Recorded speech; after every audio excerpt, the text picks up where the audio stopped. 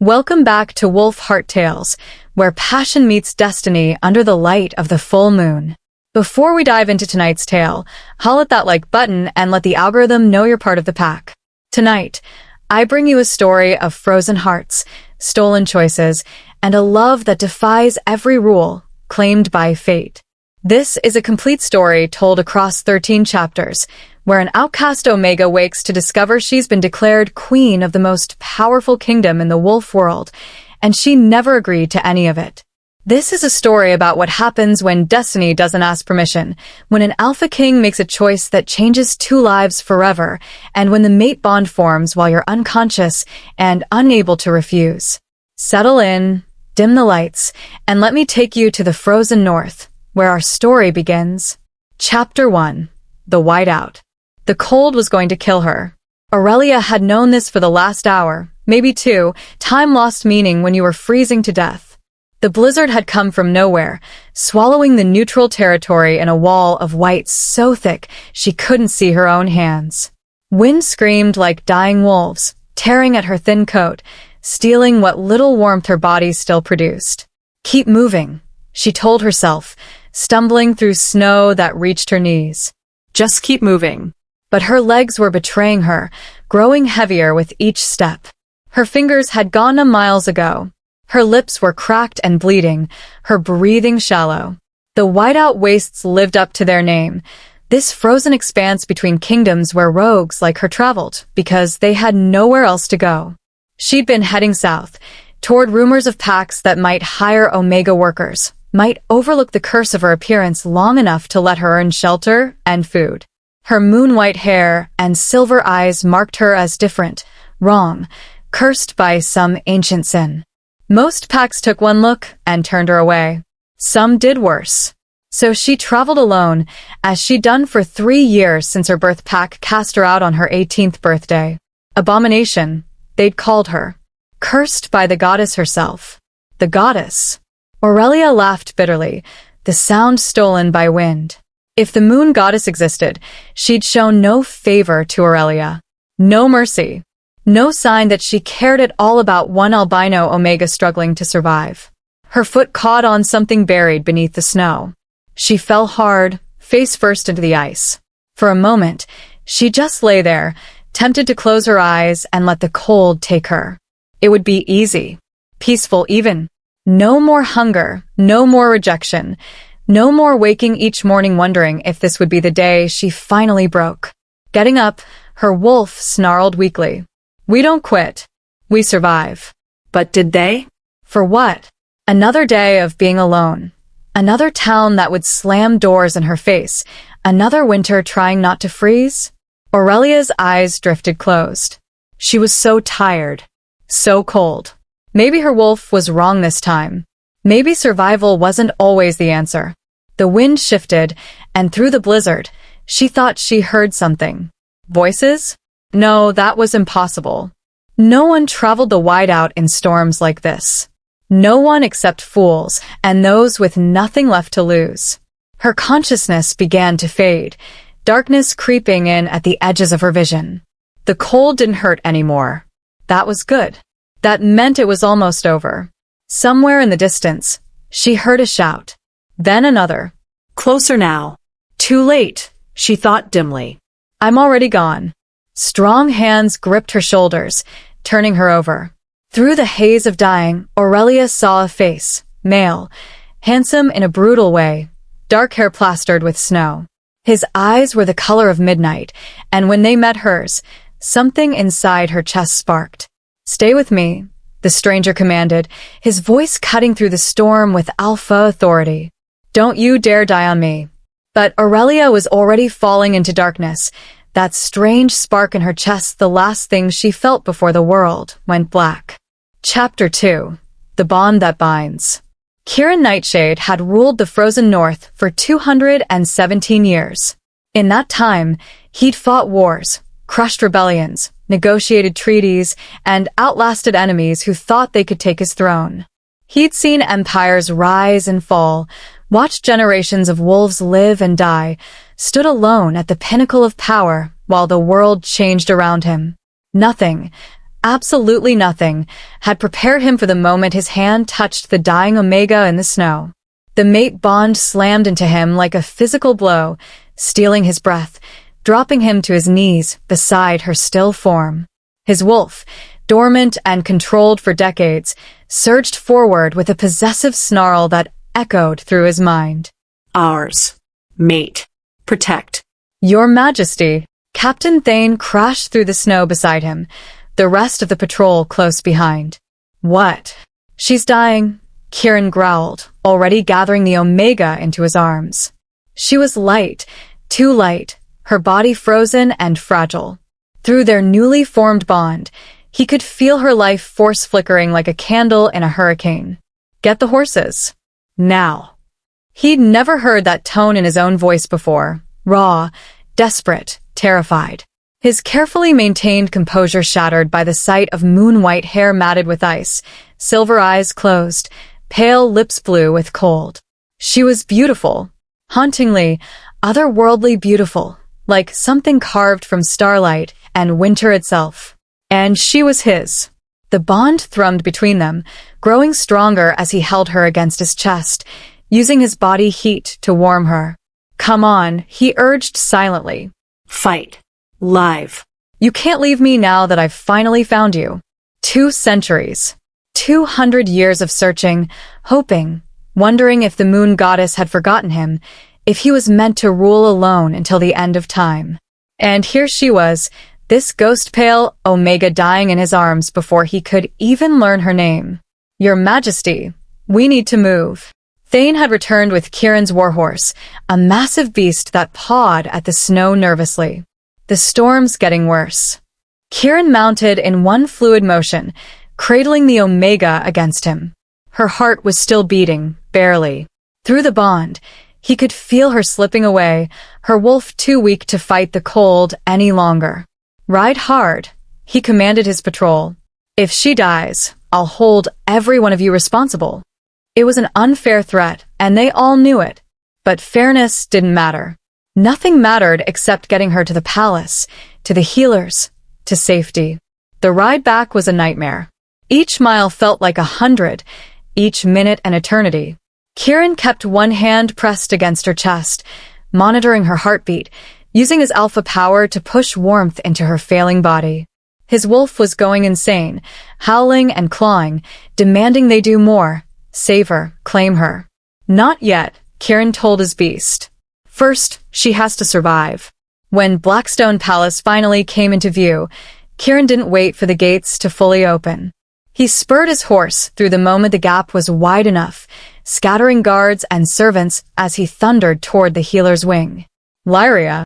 His voice boomed through the corridors, infused with alpha command that brought wolves running from every direction. Lyria now. The head healer appeared within seconds, her silver hair wild, her medicine bag already in hand.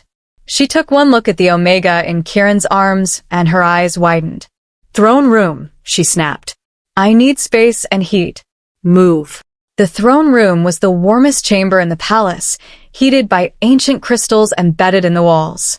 Servants rushed to add more heat sources, braziers, warmed stones, heated blankets, as Kieran laid the Omega on a nest of furs before his obsidian throne. Everyone out, Lyria commanded. Except you, Your Majesty. I'll need your help. For the next hour, Kieran watched the head healer work miracles. Warming spells, healing potions, careful massage to restore circulation to frozen limbs. He helped where he could, following instructions, using his alpha warmth to supplement the external heat sources. And through it all, the mate bond pulsed between them, growing stronger as her body stabilized, as death's grip loosened. She'll live, Lyria finally announced, sitting back on her heels with exhaustion written across her face. But it was close, Your Majesty. Another 10 minutes, and even I couldn't have saved her. Relief crashed over Kieran so powerfully he had to grip the arm of his throne to stay upright. How long until she wakes? Days, possibly. Her body needs time to recover. The hypothermia was severe, and she was malnourished and exhausted even before the cold nearly killed her. Lyria studied him with knowing eyes. She's your mate. It wasn't a question. Healers could sense mate bonds. Yes, Kieran said simply. She is. Congratulations, Your Majesty. 2 centuries is a long time to wait. Lyria began packing her supplies. I'll prepare a room for her in the royal wing. She'll need constant monitoring for the next few days. Put her in the Queen's chambers, Kieran ordered. Next to mine. Lyria paused, then nodded slowly. As you wish. Though, Your Majesty, she may have questions when she wakes. Finding oneself in the Queen's chambers can be overwhelming. She's my mate, Kieran said, his voice allowing no argument. She belongs nowhere else. After Lyria left, Kieran stood over his unconscious mate, studying her properly for the first time. Even pale and half-dead, she was striking. Her moon-white hair spread across the furs like fresh snow, her features delicate but strong. Old scars marked her hands, work scars, survival scars. She'd been alone, he realized. A rogue. No pack scent clung to her, no mark of belonging. Just the faint, sweet smell of winter roses that was distinctly, perfectly her. His wolf rumbled possessively. Ours. Protect. Claim. Not yet. First, she needed to heal. Then she needed to wake up and understand what had happened. The mate bond would help. Once she was conscious, she'd feel it too, feel the rightness of being together. But Kieran knew enough about rogues to know she'd be wary, suspicious, possibly scared. He'd need to be patient, gentle, careful not to overwhelm her. Or, his wolf suggested, we could just tell everyone she's ours.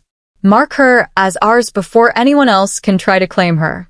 Kieran frowned. That wasn't how he'd imagined claiming his mate. He'd always thought it would be mutual, discussed, chosen together. But his wolf had a point.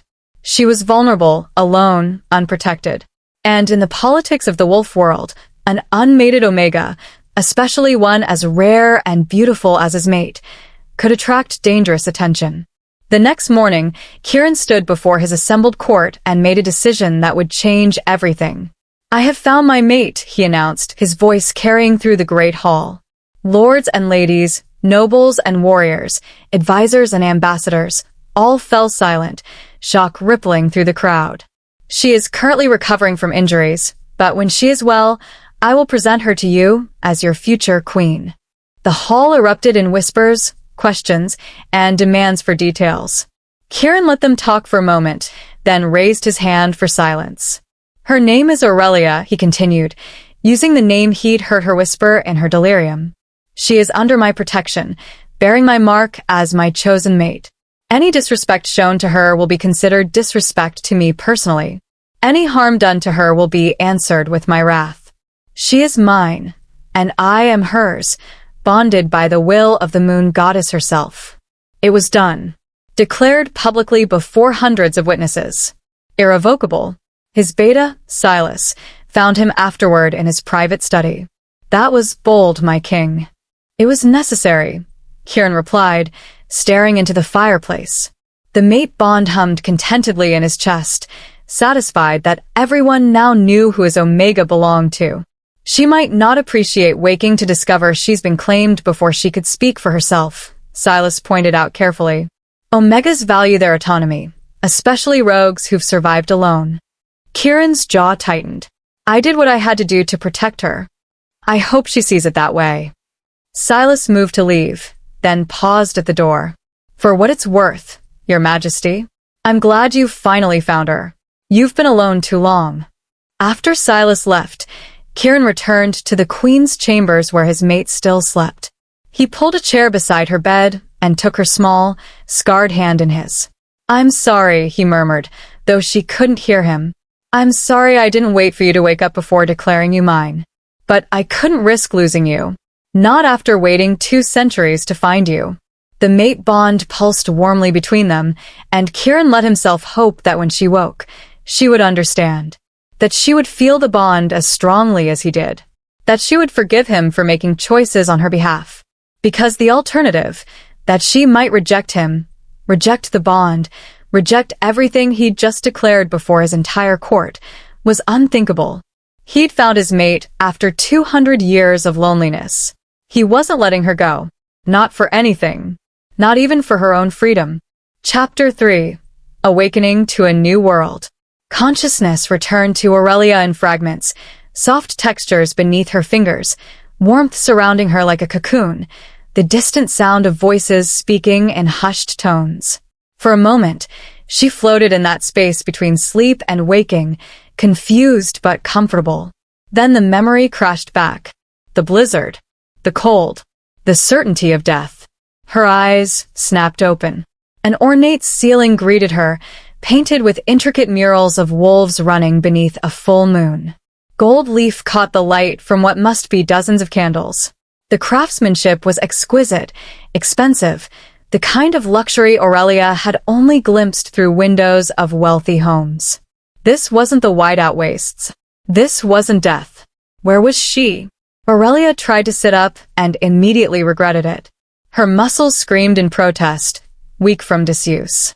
Her head spun sickeningly, and she collapsed back against pillows that were softer than anything she'd ever touched. "Easy, my lady." A woman appeared at her bedside, middle-aged, kind-faced, wearing the formal uniform of palace staff. "You've been unconscious for 3 days. Your body needs time to readjust." 3 days? Aurelia's voice came out as a hoarse croak. Her throat felt like sandpaper. "Here, drink." The woman poured water from a crystal pitcher into a matching glass, offering it with gentle hands. "Slowly now. Just small sips." Aurelia took the glass with trembling fingers, studying the woman as she drank. The uniform was unfamiliar, but clearly marked the woman as someone important, not a common servant. And she'd called Aurelia my lady. "I don't understand," Aurelia managed after the water soothed her throat. "Where am I? What happened?" "You're in Blackstone Palace, my lady, the royal seat of the frozen North Kingdom." The woman smiled warmly. "His Majesty's personal healers have been caring for you since you arrived. You nearly died from hypothermia, but you're going to be fine now." Blackstone Palace. The royal palace, where the Alpha King lived. Aurelia's confusion deepened into panic. "Why would I be here? I'm just a rogue. I was traveling through neutral territory when the storm hit. There must be some mistake." "There's no mistake, my lady." The woman's expression shifted to something Aurelia couldn't quite read. "You are exactly where you're meant to be. His Majesty himself brought you here, ordered your care personally, and has been checking on your conditions several times each day." The Alpha King. Checking on her. A nobody rogue with cursed coloring. None of this made sense. But why? Aurelia asked, her voice rising with fear and confusion. "I've never even met the king. Why would he care about a random Omega caught in a storm?" The woman opened her mouth to answer, but the door opened before she could speak. 2 more staff members entered, both bowing deeply toward Aurelia, which only increased her bewilderment. "My lady," one said respectfully, "we've prepared a bath and fresh clothing for you. If you're feeling strong enough, we can help you get cleaned up." "Help me with what?" Aurelia demanded, her panic growing. "Why is everyone calling me my lady? I'm nobody. I'm just Aurelia. I don't understand what's happening here." The 3 staff members exchanged meaningful glances, and the first woman spoke gently. "My lady Aurelia, perhaps you should speak with His Majesty directly. He can explain everything better than we can." "No, I want to understand right now," Aurelia insisted, though her shaking hands undermined her attempt at firmness. "Please, just tell me. Why am I in a palace? What happened after I was found?" Another exchange of glances. The woman sighed softly, clearly uncomfortable. "You were found by His Majesty himself during a border patrol. He brought you here personally, commanded the healers to save your life at any cost, and has been." She paused, choosing her words carefully, very invested in your recovery. "My lady, forgive me for being forward, but have you truly not been told anything about what His Majesty declared?" Ice formed in Aurelia's stomach. "Declared? What do you mean, declared?" Before the woman could answer, a knock sounded at the door. A male voice called from outside, formal and crisp. "Is the lady awake? His Majesty requests immediate notification if she regains consciousness." The staff members looked at Aurelia with expressions that seemed almost relieved, as if they were grateful someone else would have to explain whatever they were dancing around. "Shall we tell His Majesty you're awake, my lady?" the first woman asked. Aurelia wanted to refuse, wanted to demand answers from these people who clearly knew something crucial she didn't.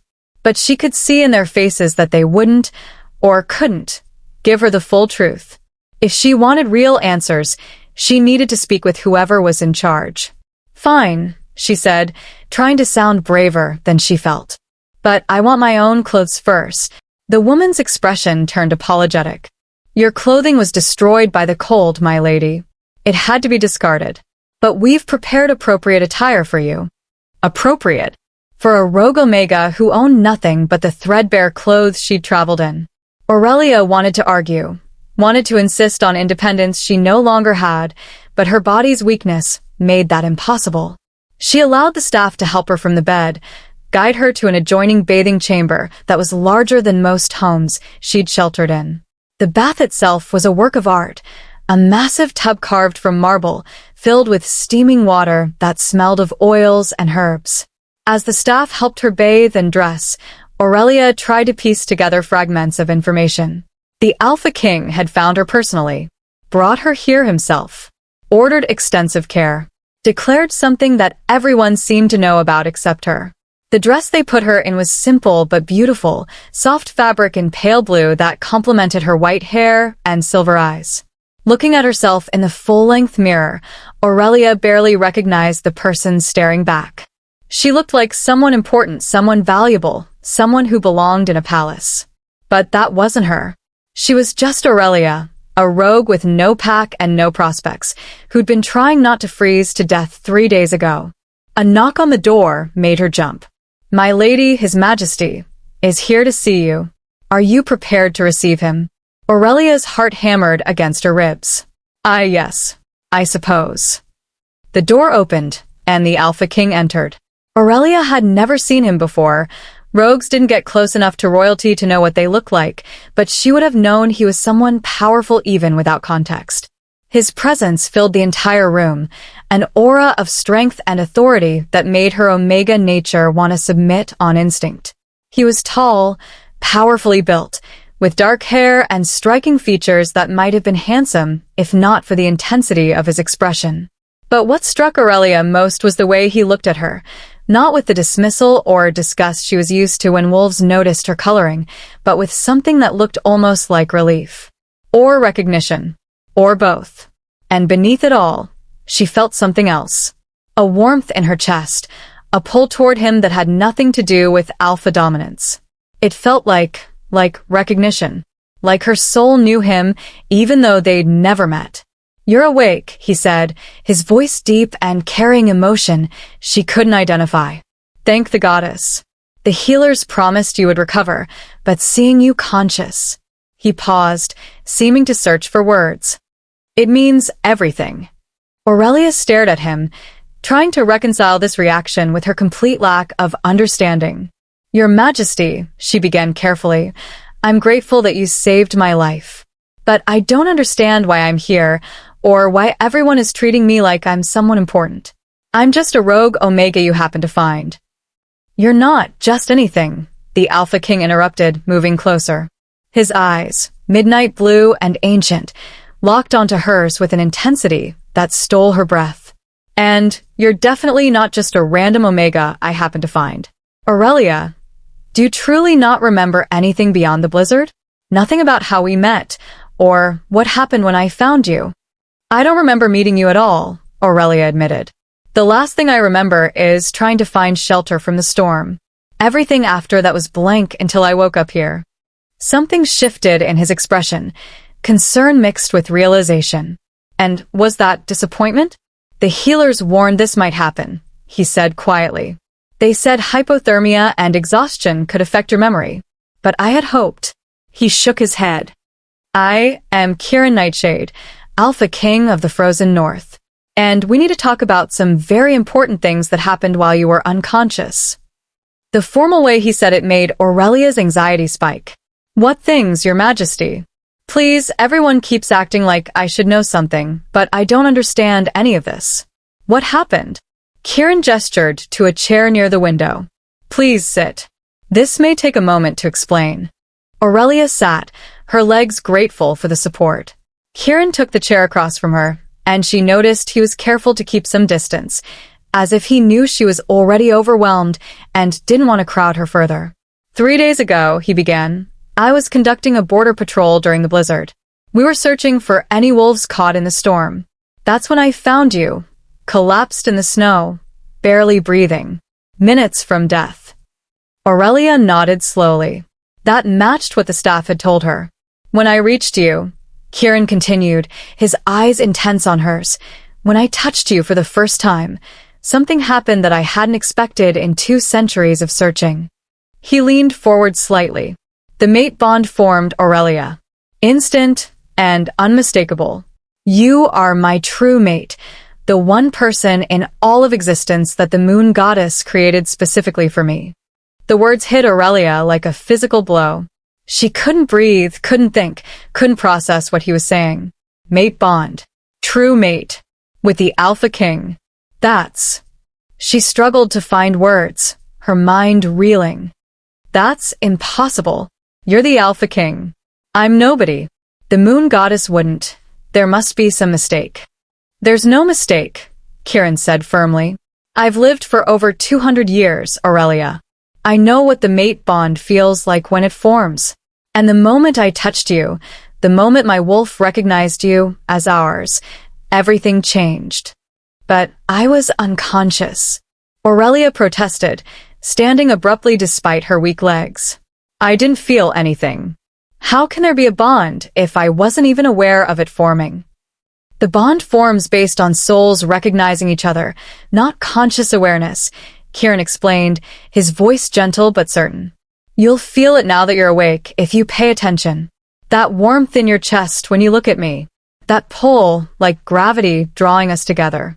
That sense of rightness, even though we're strangers. Aurelia wanted to deny it, but as he spoke, she became acutely aware of exactly what he was describing. There was a warmth in her chest, a thread of connection pulling her toward this man she didn't know. She'd assumed it was just Omega nature responding to a powerful alpha. But this was different. Deeper. More fundamental. Like something inside her had been incomplete until this moment. I can feel something, she admitted quietly. But that still doesn't explain why everyone is treating me like royalty. A mate bond is private. Personal. Most wolves don't share that information until I declared you my chosen mate publicly, Kieran interrupted. There was something almost apologetic in his tone now. The day after I found you, when I was certain you would survive, I made a formal announcement to the royal court. I claimed you as my mate and future queen in front of hundreds of witnesses. The blood drained from Aurelia's face. The room spun, and she gripped the chair to stay upright. You what? Chapter 4. The Cost of Protection. You declared me your mate? Aurelia's voice rose, hysteria edging into her tone. Before I even woke up? Before I even knew your name? You told hundreds of people that I'm going to be their queen. Kieran stood, his hands raised in a placating gesture. I know this is overwhelming. Overwhelming. Aurelia laughed, the sound sharp and borderline hysterical. You made decisions about my entire life without even asking me. You told the world I belonged to you while I was unconscious and couldn't refuse. Aurelia, please. Don't. She backed away from him, her body trembling with shock and anger. Don't tell me to calm down. Don't tell me this is fine. You had no right. Kieran's jaw tightened, and for a moment, she saw the Alpha King everyone feared, powerful, commanding, used to being obeyed. But then his expression softened, and she saw something that looked like genuine remorse. You're right, he said quietly. I should have waited. I should have given you the chance to wake up and make your own decisions about what you wanted. The admission surprised her. Alphas, especially Alpha Kings, didn't usually admit to being wrong. Then why didn't you? Aurelia demanded, her voice breaking. Why couldn't you just wait 3 days for me to wake up? Kieran ran a hand through his dark hair, a gesture that seemed almost vulnerable. Because the mate bond, When it forms after centuries of waiting, it makes you irrational. Possessive. My wolf insisted that everyone needed to know you were mine, that you needed to be protected at all costs. He met her eyes. I was terrified that if I didn't claim you publicly, someone might try to take you from me before you even woke up. Take me? Aurelia shook her head. I'm a rogue. Nobody wants rogues. And even if they did, you're the Alpha King. Who would dare? You don't understand, Kieran interrupted. You're not just any rogue, Aurelia. You're a beautiful, unclaimed Omega. In wolf society, that makes you incredibly valuable. And vulnerable. His voice dropped. There are wolves in my own court who would have tried to claim you for themselves or their sons if I hadn't made my intentions clear immediately. The truth of his words sank in slowly. She'd been alone for so long, surviving on the margins, that she'd forgotten how pack wolves viewed unmated Omegas. As prizes. As bargaining chips. As property. So you made me your property instead, Aurelia said bitterly. No. Kieran's voice was firm. I declared you my mate. There's a difference. A mate is an equal, not property. But I understand why you don't see it that way right now. I took away your choice at that moment, and I was wrong to do it. Aurelia moved to the window, staring out at snow-covered gardens she didn't recognize. Everything felt surreal, like a dream she couldn't wake from. What happens now? She asked without turning around. Everyone thinks I'm your mate. Your future queen. How do I just go back to being nobody after that? You were never nobody, Kieran said softly. She heard him approach, but he stopped several feet away, respecting her space. And the bond is real, Aurelia. Whether I declared it publicly or not, it exists between us. You can feel it, can't you? She could. That warmth in her chest, that pull toward him. Her wolf was practically purring with contentment now that they were near their mate. But her human side was terrified. I don't know how to be a queen, Aurelia whispered. I don't know anything about politics or protocol or running a kingdom. 3 days ago, I was trying not to starve. Now you're telling me I'm supposed to rule beside you. Then don't try to be a queen yet, Kieran suggested gently. Just try to be Aurelia. Get to know me.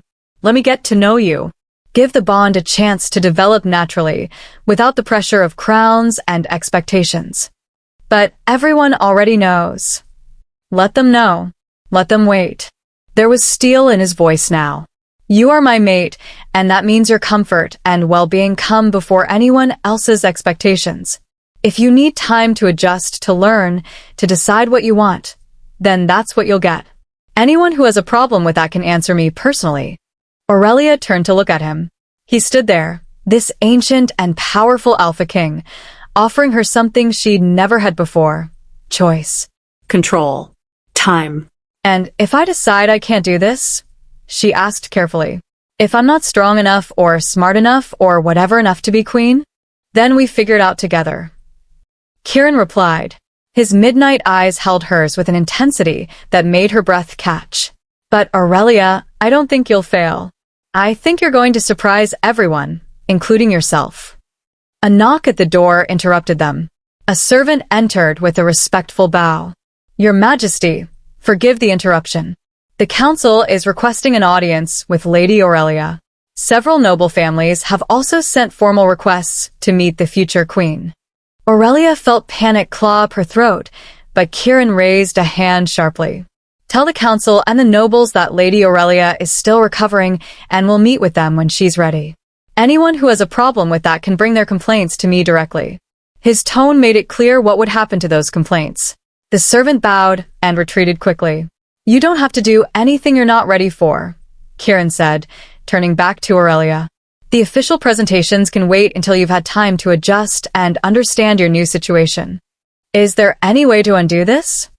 Aurelia asked, though part of her already knew the answer. The declaration, the announcement, can it be taken back? Pain flashed across Kieran's face. Technically, yes. I could announce that I was mistaken about the mate bond, or that you rejected me. But Aurelia, that would be a lie. The bond is real, and it's not going away whether we acknowledge it or not. He paused. And publicly rejecting me would put you in a very difficult position. A wolf who refused the Alpha King would have trouble finding acceptance anywhere.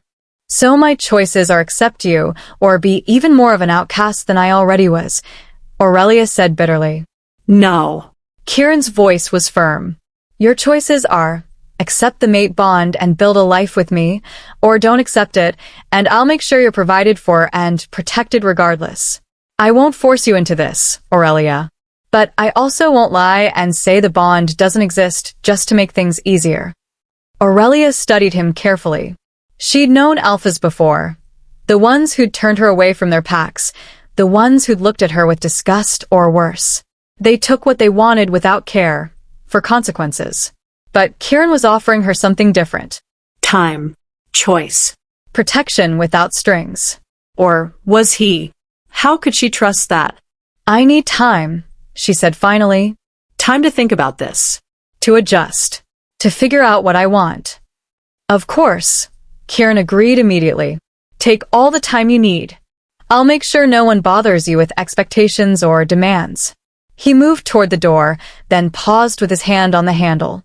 Aurelia, for what it's worth, I'm sorry. Sorry for making that announcement before you could be part of the decision. Sorry for putting you in this position without your consent. If I could go back and do it differently, I would. He left before she could respond, and Aurelia was alone with her chaotic thoughts. She moved back to the window, watching snow fall over the palace grounds. Her palace grounds now, if Kieran was to be believed. If she accepted this mate bond that had formed while she was dying. The bond itself wasn't the problem, she realized. She could feel it now, warm and real in her chest. Her wolf recognized Kieran as their mate, sang with joy at having found their other half. It was everything else. The public declaration. The expectations. The role she was supposed to fill when she barely knew how to survive, let alone rule. Over the next several days, Aurelia began to adjust to her new reality. The palace staff treated her with respect that bordered on reverence, always calling her my lady and asking if she needed anything. Guards were posted outside her door, not to keep her in, she discovered when she tested it, but to protect her and assist her if she wanted to go anywhere. She was given access to the palace library, where she spent hours reading about the frozen North's history and the role of the Luna Queen. She met with tutors who would teach her protocol and politics, though everyone was patient and kind when she struggled with concepts that pack-raised wolves learned from childhood. And Kieran visited every day. He never pushed, never demanded. They would sit and talk about neutral things, books she was reading, observations about the palace, stories from his long life. He had a dry sense of humor that caught her off guard and made her laugh despite herself. He was well-read and could discuss philosophy and literature for hours. Most surprisingly, he listened. Really listened, like what she said mattered. Slowly, carefully, Aurelia found herself relaxing around him. One afternoon, nearly 2 weeks after she'd woken up, Aurelia was in the library when Kieran found her. She was surrounded by books about wolf law and pack politics, her head aching from trying to absorb information she'd never needed before. Learning the legal codes? Kieran asked, settling into the chair across from her. Trying to, Aurelia admitted. It's a lot. It is, Kieran agreed. I've had 2 centuries to learn all this, and I still discover new complexities. He studied her carefully. You don't have to learn it all at once, you know. Or at all, if you decide this life isn't for you. Everyone keeps saying that, Aurelia said, closing the book with more force than necessary. That I can take my time, that there's no pressure. But there's pressure, Kieran. Everyone in this palace is waiting for me to either accept you or reject you. Every conversation stops when I enter a room. Every servant watches me like I'm about to break. Then let's leave, Kieran said suddenly. Aurelia blinked. What? The palace. The expectations. All of it. Kieran leaned forward, something almost playful in his ancient eyes. Let's go somewhere else for a while. Just you and me. No servants, no councils, no one watching your every move. You're the Alpha King, Aurelia pointed out. You can't just leave. I'm the Alpha King, Kieran corrected with a slight smile. Which means I can do whatever I want. And right now, I want to show my mate something that might help her decide if she can tolerate spending her life with me. Despite herself, Aurelia felt curiosity spark. Show me what? It's a surprise. Kieran stood, offering his hand. Trust me, just for today.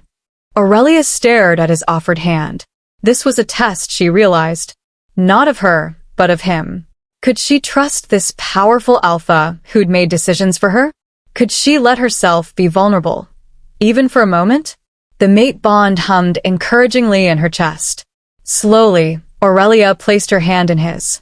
Kieran's fingers closed around hers, warm and strong, and the bond flared between them with an intensity that made her gasp. His midnight eyes darkened, and she knew he felt it too. Where are we going? She asked breathlessly. Somewhere I haven't shown anyone in 50 years, Kieran replied. Somewhere that matters to me. I want to share it with you. Chapter 5. The Secret Sanctuary. They left the palace through a side entrance Aurelia hadn't known existed, avoiding the main halls where nobles and courtiers lingered. Kieran led her down winding corridors and through passages that seemed designed for discretion, his hand still wrapped around hers. The mate bond sang with contentment at the contact, and Aurelia found herself unable to let go even though logic said she should maintain some distance. It just felt too right to be touching him. Where exactly are we going? Aurelia asked as they stepped out into the cold afternoon air. Snow crunched beneath their boots, and she was grateful for the warm cloak the staff had provided. The Northern Ridge, Kieran replied. About an hour's ride from here. It's a place I go when I need to think, to remember who I am beneath the crown. They reached the stables, where 2 horses were already saddled and waiting.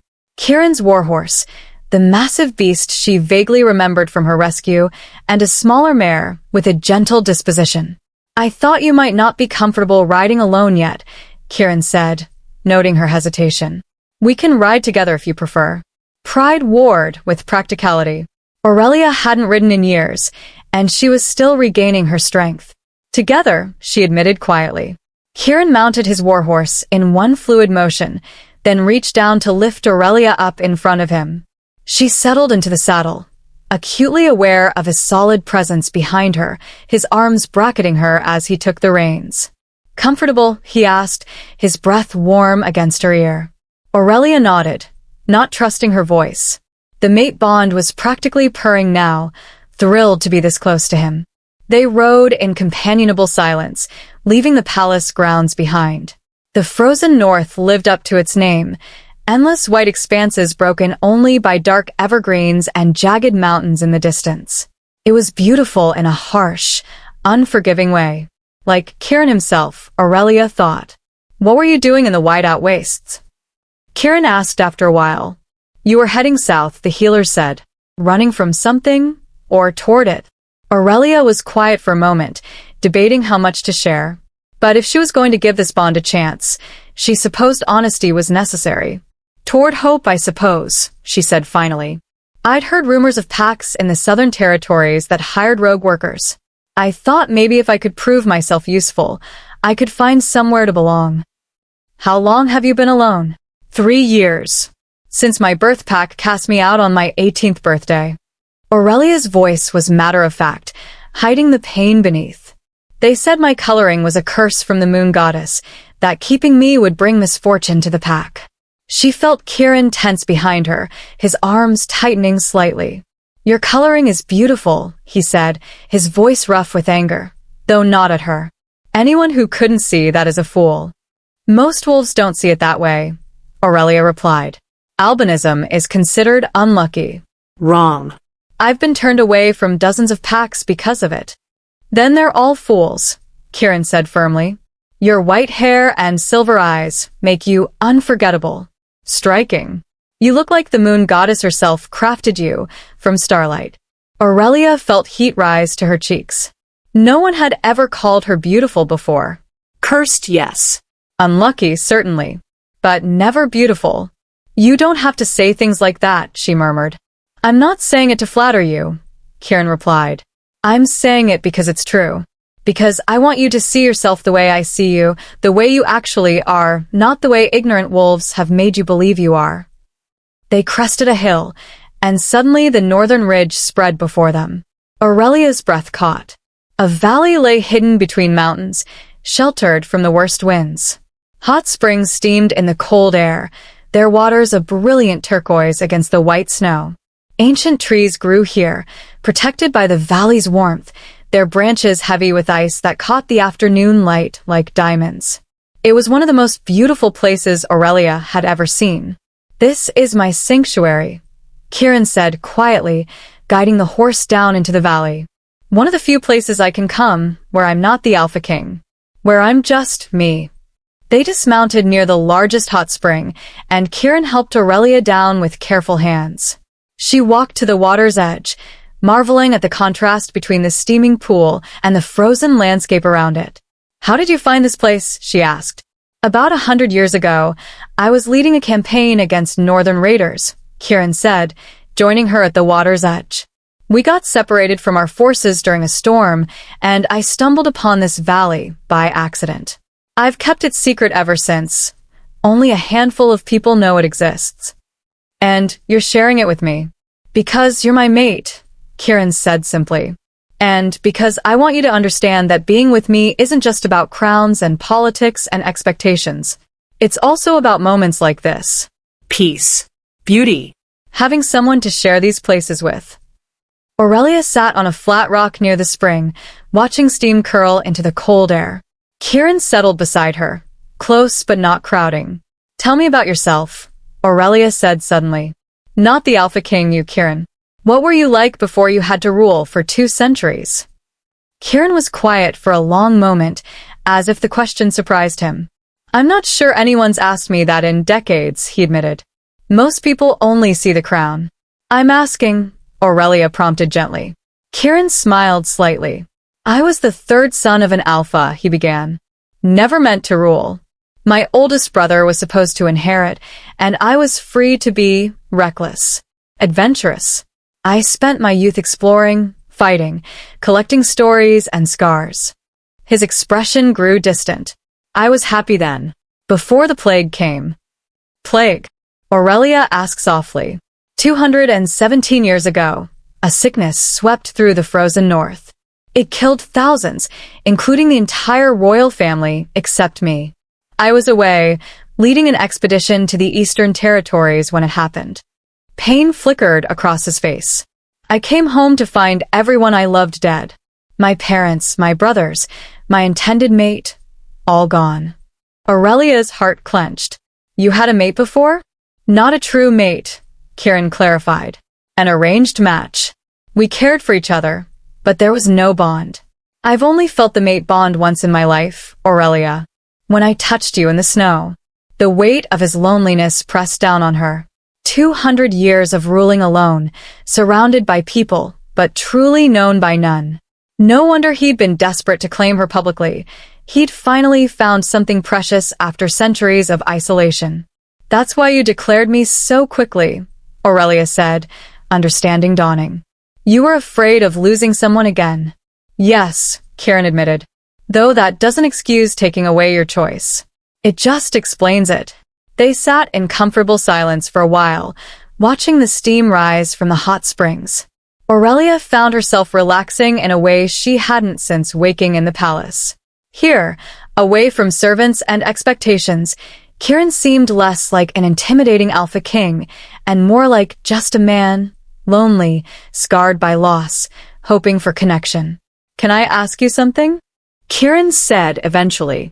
"Of course." "What did you dream about when you were alone on the road? What did you hope to find in the Southern Territories?" Aurelia considered the question. "Safety," she said finally. "A place where I could belong, even if just as a worker. Where I wouldn't have to constantly watch my back or wonder where my next meal would come from."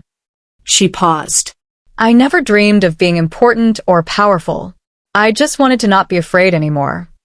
"And now?" Kieran asked. "Are you afraid?" "Terrified," Aurelia admitted honestly. "But it's a different kind of fear. Before, I was afraid of dying, of being hurt, of starving. Now I'm afraid of failing, of not being enough for this role everyone expects me to fill." Kieran turned to face her fully. "Aurelia, listen to me. You are enough. Not because you know protocol or politics, but because of who you are. You survived 3 years alone as a rogue in one of the harshest regions in the wolf world. You kept going even when your own pack rejected you. You traveled through a blizzard rather than give up on hope. His midnight eyes held hers. That kind of strength, that determination, that's what makes a true queen.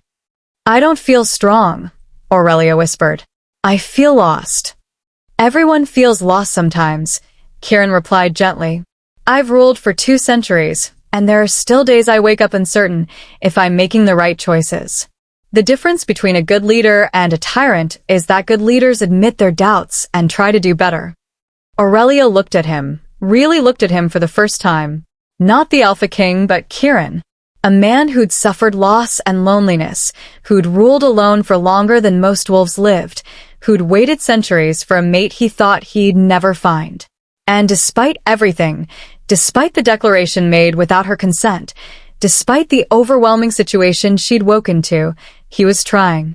Giving her space, offering her choice, sharing pieces of himself he'd kept hidden for decades. Thank you for bringing me here, she said softly. Thank you for coming, Kieran replied. For giving us a chance. The mate bond pulsed warmly between them, and Aurelia felt something shift inside her. Not acceptance, not yet, but the beginning of possibility. The first fragile thread of trust.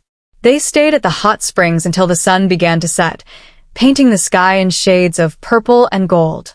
As they rode back to the palace, Aurelia leaned against Kieran's chest, letting herself relax into his strength.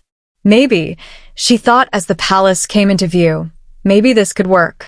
Maybe she could learn to be what he needed, what the kingdom needed. Maybe she could learn to be brave enough to accept a destiny she'd never imagined. When they returned to the palace, Aurelia expected Kieran to leave her at her chambers as he always did. Instead, he hesitated at the door. Would you like to have dinner together? He asked. Just the 2 of us. No servants hovering, no formality. I could have food brought to the private dining room. It was such a simple request, but Aurelia understood what he was really asking. Will you spend more time with me? Will you let me in a little further? The old Aurelia, the one who'd learned to trust no one, would have said no, would have retreated to safety behind closed doors. But that Aurelia had been surviving, not living. I'd like that, she said, surprising herself. Kieran's smile was radiant. Give me an hour to arrange everything. I'll send someone to escort you. True to his word, an hour later a servant guided Aurelia to a small, intimate dining room she hadn't seen before. A fire crackled in the hearth, and a table was set for 2 with simple elegance, no overwhelming formality, just comfort. Kieran was already there, having changed from his riding clothes into something more relaxed. He looked younger somehow, less burdened by the weight of his crown. The dinner was surprisingly easy. They talked about books and music, about the differences between pack life and rogue survival, about small moments and big philosophies. Kieran told stories from his long life, some funny, some sad, all revealing pieces of who he was beneath the power. And Aurelia found herself talking too, sharing things she'd kept locked away. Her fears, her hopes, her dreams of what life could be if she was brave enough to reach for it. You're doing it again, Kieran said at one point, his eyes warm. Doing what? Smiling. Really smiling, not just being polite. He leaned forward slightly. You should smile more often, Aurelia. It transforms your whole face. I haven't had much to smile about in recent years, she admitted. Then I'll make it my personal mission to give you reasons, Kieran promised. Every single day. It should have sounded like an empty promise, a pretty line meant to seduce. But the sincerity in his voice, the genuine emotion in his ancient eyes, made Aurelia believe he meant it. As the evening drew to a close and Kieran walked her back to her chambers, Aurelia felt something had fundamentally shifted between them. She wasn't ready to accept the mate bond completely, wasn't ready for the mating ceremony or the public presentation or any of the official ceremonies. But she was ready for this. For quiet dinners and shared secrets. For slowly learning who he was and letting him learn who she was in return. Good night, Aurelia, Kieran said at her door, raising her hand to his lips in a gesture that was formal yet intimate. Thank you for today. For giving us a chance. Good night, Kieran, Aurelia replied, and for the first time, she used his name without his title. His eyes flashed with pleasure at the intimacy of it, and the mate bond hummed contentedly between them. After he left, Aurelia stood at her window, looking out at the snow-covered gardens. Tomorrow they will still be there, dormant and waiting for spring. Like her, waiting to bloom into something new. Maybe, she thought, spring was closer than she'd imagined. Chapter 6. Learning to Lead. The next morning, Aurelia woke with a sense of purpose she hadn't felt since arriving at the palace. Something had changed during that trip to the hot springs, during that quiet dinner. She was still scared, still uncertain, but she was also curious. Hopeful even. Maybe she could do this. Maybe she could learn to be what the frozen north needed. A knock at her door revealed not a servant, but Kieran himself, carrying a tray with breakfast. I thought we could eat together, he said with a slightly sheepish smile. Unless you'd prefer to dine alone? Together is fine, Aurelia said, stepping aside to let him enter. The mate bond hummed with pleasure at his presence, and she found herself returning his smile. They ate on the balcony overlooking the gardens, wrapped in warm furs against the morning chill. It felt remarkably normal, almost domestic, just two people sharing a meal and comfortable silence. I have council meetings most of the day, Kieran said eventually. But I was wondering if you might be interested in joining me for one of them. Just to observe, no pressure to participate. It might help you understand how the kingdom operates. Aurelia's first instinct was to refuse, to hide away from that level of scrutiny. But she'd promised herself she would try. What kind of meeting? She asked cautiously. Trade negotiations with the Eastern Pax. Fairly routine, nothing too dramatic. Kieran studied her carefully. If you're not ready, I understand. But I thought you might want to see what being Luna Queen actually entails, beyond the formal ceremonies. I'll come, Aurelia decided. But I'm just observing. I don't know anything about trade agreements. You know more than you think, Kieran replied. You've traveled the neutral territories, dealt with different packs as a rogue. That gives you the perspective that most pack-raised wolves never develop. The council chamber was imposing, a circular room with high ceilings and walls lined with maps and battle standards. When Aurelia entered beside Kieran, every wolf in the room stood and bowed. My lords and ladies, Kieran said, his voice carrying easy authority. This is Lady Aurelia, my mate. She'll be observing today's proceedings. Aurelia caught the meaningful glances exchanged between council members, the curiosity and speculation in their eyes. This was the first time she'd been presented to any of Kieran's inner circle, and she could feel them assessing her, judging whether she was worthy of their king. Her wolf bristled at the scrutiny, but Aurelia forced herself to remain calm. She was here to learn, not to prove anything. Kieran guided her to a seat beside him at the head of the table, a position of honor that made several council members raise their eyebrows. But no one dared comment. The meeting began, and Aurelia found herself surprisingly engaged. The Eastern Pax wanted better access to northern trade routes, while the frozen north needed rare herbs that only grew in eastern territories. It was a delicate negotiation, with both sides trying to gain advantage without giving too much ground. Kieran was masterful. He listened to all perspectives, asked pointed questions, and guided the discussion toward compromise without ever appearing to dictate terms. He was firm when necessary but flexible where it served the kingdom's interests. This was what a true alpha looked like, Aurelia realized. Not someone who ruled through fear or dominance, but through wisdom and measured strength. About halfway through the meeting, one of the Eastern ambassadors raised a concern about rogue attacks on their border territories. They're becoming bolder, the ambassador said, his tone dismissive. Rogues with no respect for pack law, stealing, and causing trouble. We need stronger measures to deal with them. Stronger measures like what? Kieran asked, his voice neutral. Banishment from neutral territories. Maybe even execution for repeat offenders. The ambassador shrugged. They're just rogues. No one would miss them. Aurelia felt anger flash through her. Just rogues. As if being packless made them less than wolves, disposable and unworthy of protection. Before she could stop herself, she spoke. Most rogues don't choose that life. The room fell silent. Every eye turned to her, surprise evident on most faces. Even Kieran looked startled, though she caught a flash of something like pride in his expression. "My lady," the ambassador prompted, his tone polite but condescending. Aurelia's hands clenched beneath the table, but she forced herself to continue. She'd started this. She might as well finish it. "Most rogues are packless through no fault of their own," she said, keeping her voice steady. "They were cast out for being different, or because they couldn't find a mate within their birth pack, or because they fled abuse. Treating them all as criminals just because they don't have pack protection is unjust. They steal because they have no honor," another council member interjected. "They steal because they're starving," Aurelia shot back. "Because no pack will hire them for legitimate work, because they're treated as less than wolves everywhere they go." She leaned forward slightly. "I was a rogue for 3 years.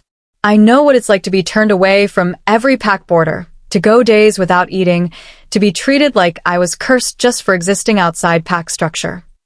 The silence that followed was deafening.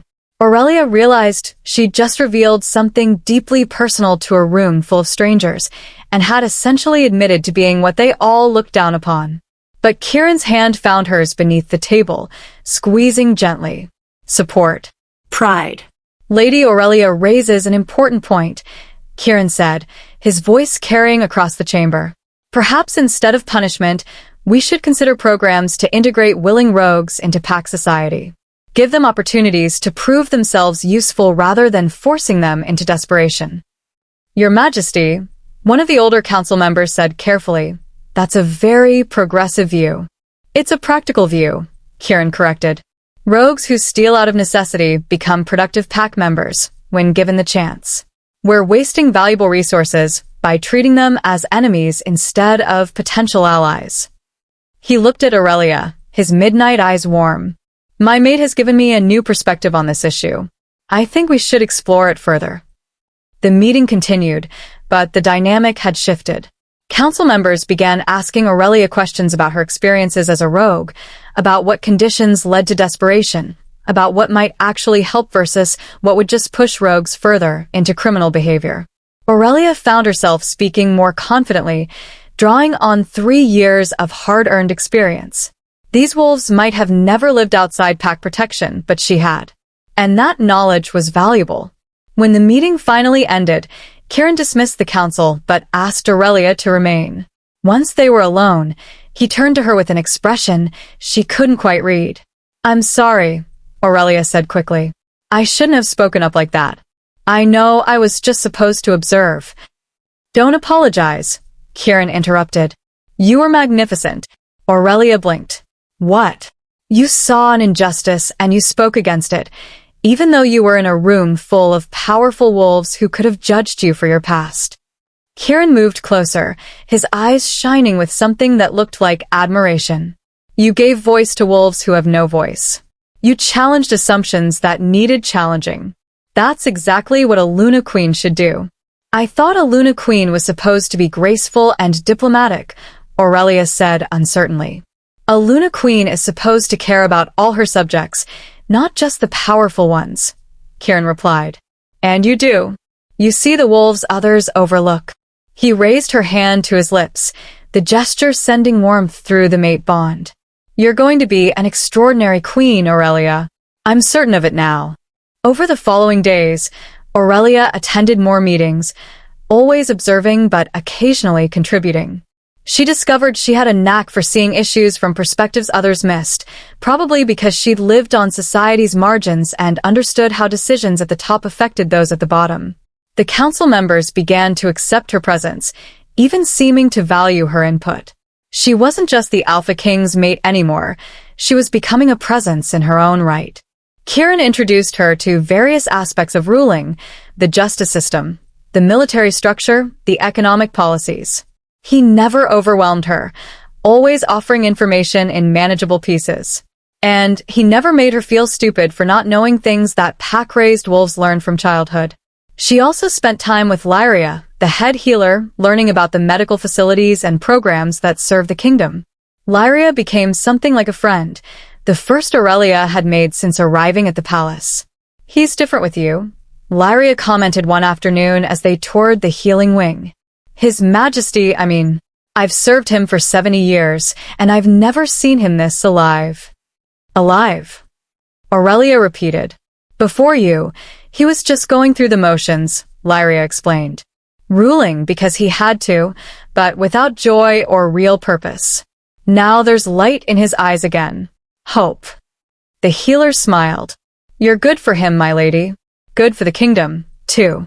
Aurelia wasn't sure she believed that yet, but she was starting to believe she might become good for them. With time. With learning. Each evening, she and Kieran had dinner together. Sometimes they discussed the day's events, sometimes they just talked about anything and everything. He told her stories from his long life, and she shared memories from her childhood before everything went wrong. The mate bond grew stronger with each passing day, the pull between them increasingly difficult to ignore. Aurelia found herself thinking about him when they were apart, anticipating their next conversation, craving his presence. One evening, about 3 weeks after she'd woken in the palace, they were walking through the gardens after dinner. The snow had melted enough to reveal stone paths, and early spring flowers were beginning to push through the frost. "The gardens are waking up," Aurelia observed, kneeling beside a cluster of purple crocuses. "Spring is coming." "It is," Kieran agreed, crouching beside her. "These gardens have been dormant all winter, waiting for the right conditions to bloom." He looked at her meaningfully. "Some things need time and the right environment to flourish." Aurelia understood the metaphor. "Are you saying I'm like a winter garden?" "I'm saying you're exactly where you need to be, growing into who you're meant to become."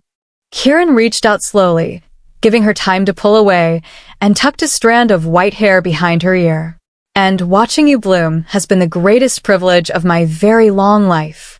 The mate bond flared between them, hot and insistent.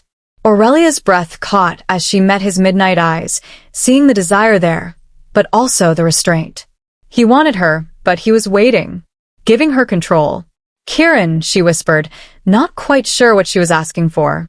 "Tell me what you need," he murmured, his hand still gentle against her face. "Tell me what you want." What did she want? For weeks, she'd been afraid to examine that question too closely. But here, now, with spring beginning and his touch warming her skin, Aurelia let herself acknowledge the truth. She wanted this. Him. The mate bond. The life they could build together.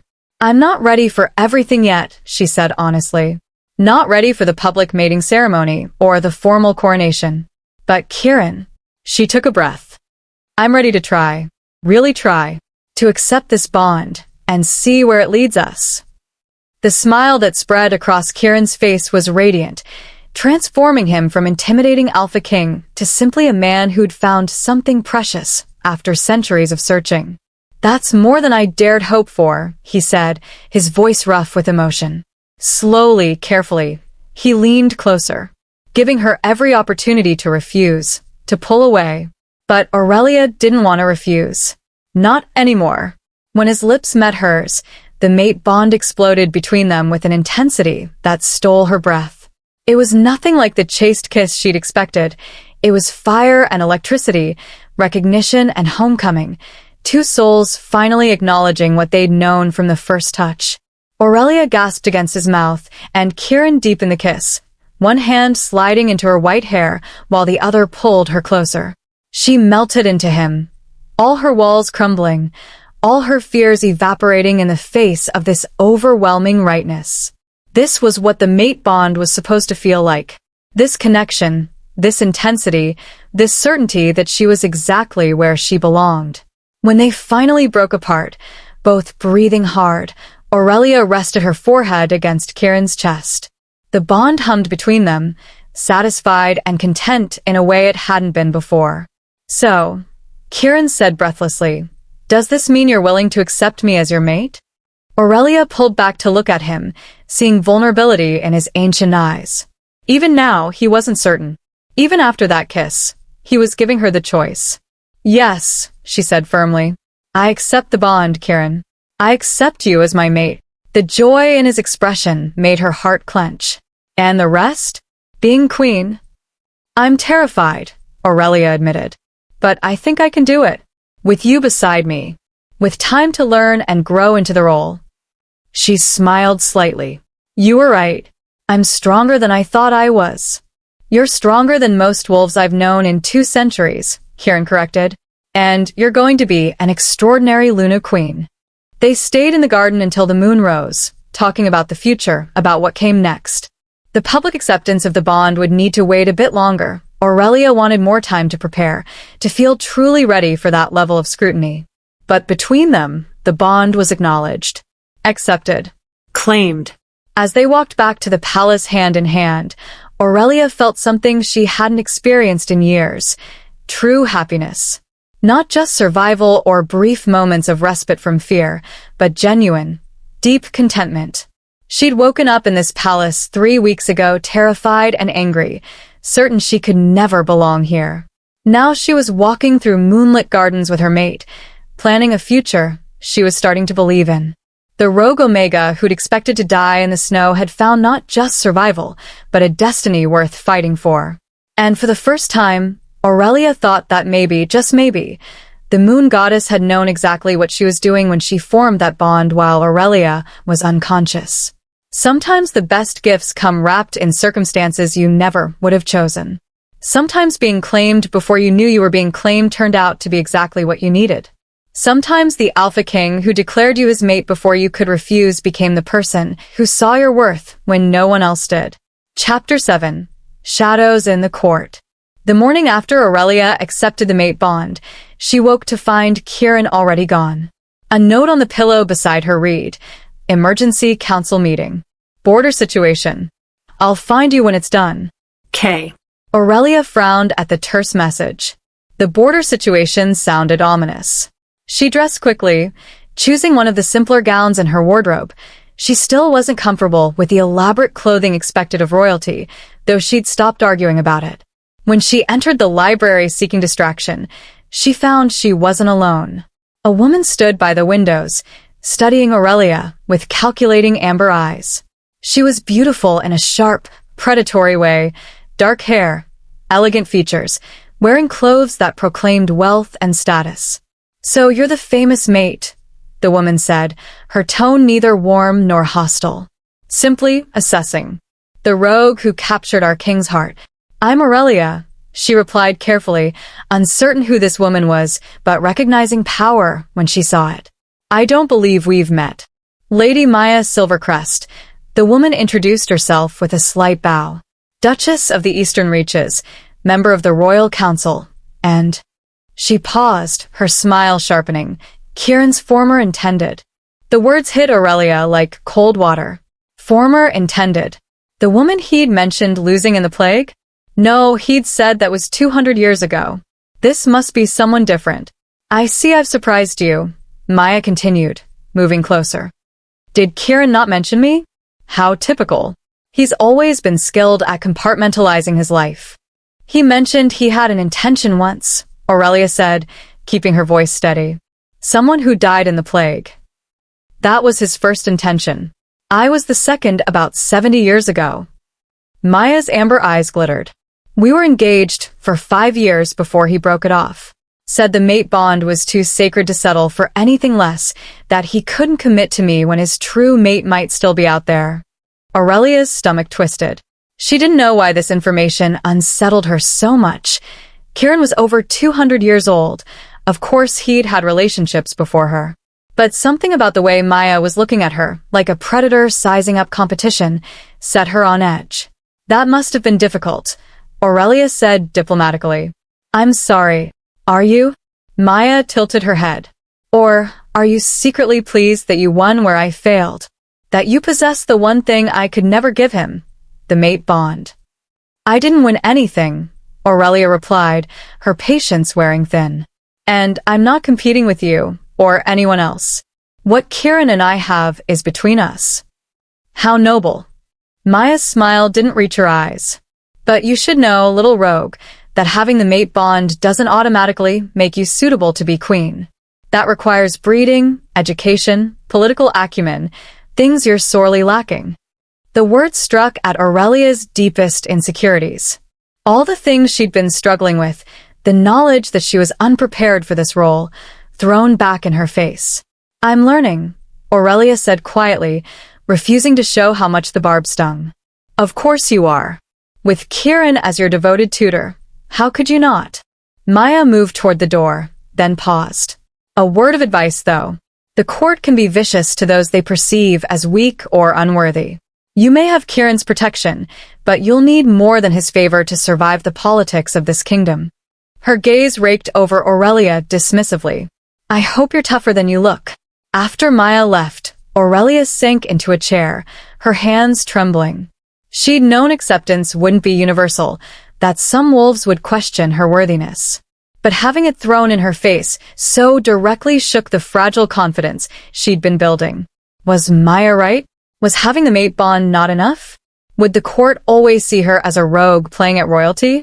"There you are." Kieran's voice startled her. He entered the library looking exhausted, tension evident in his shoulders. "I've been searching for you. We need to talk about—" He stopped, really looking at her for the first time. "What's wrong?" "Nothing," Aurelia said automatically, then cursed herself for the obvious lie. The mate bond made deception nearly impossible. Kieran crossed to her immediately, kneeling so they were eye level. "Something happened. Tell me." Aurelia hesitated, then sighed. "I met Lady Maya." Understanding flashed across Kieran's face, followed by anger. "What did she say to you?" "Just the truth, I suppose. That having the mate bond doesn't automatically make me qualified to be queen.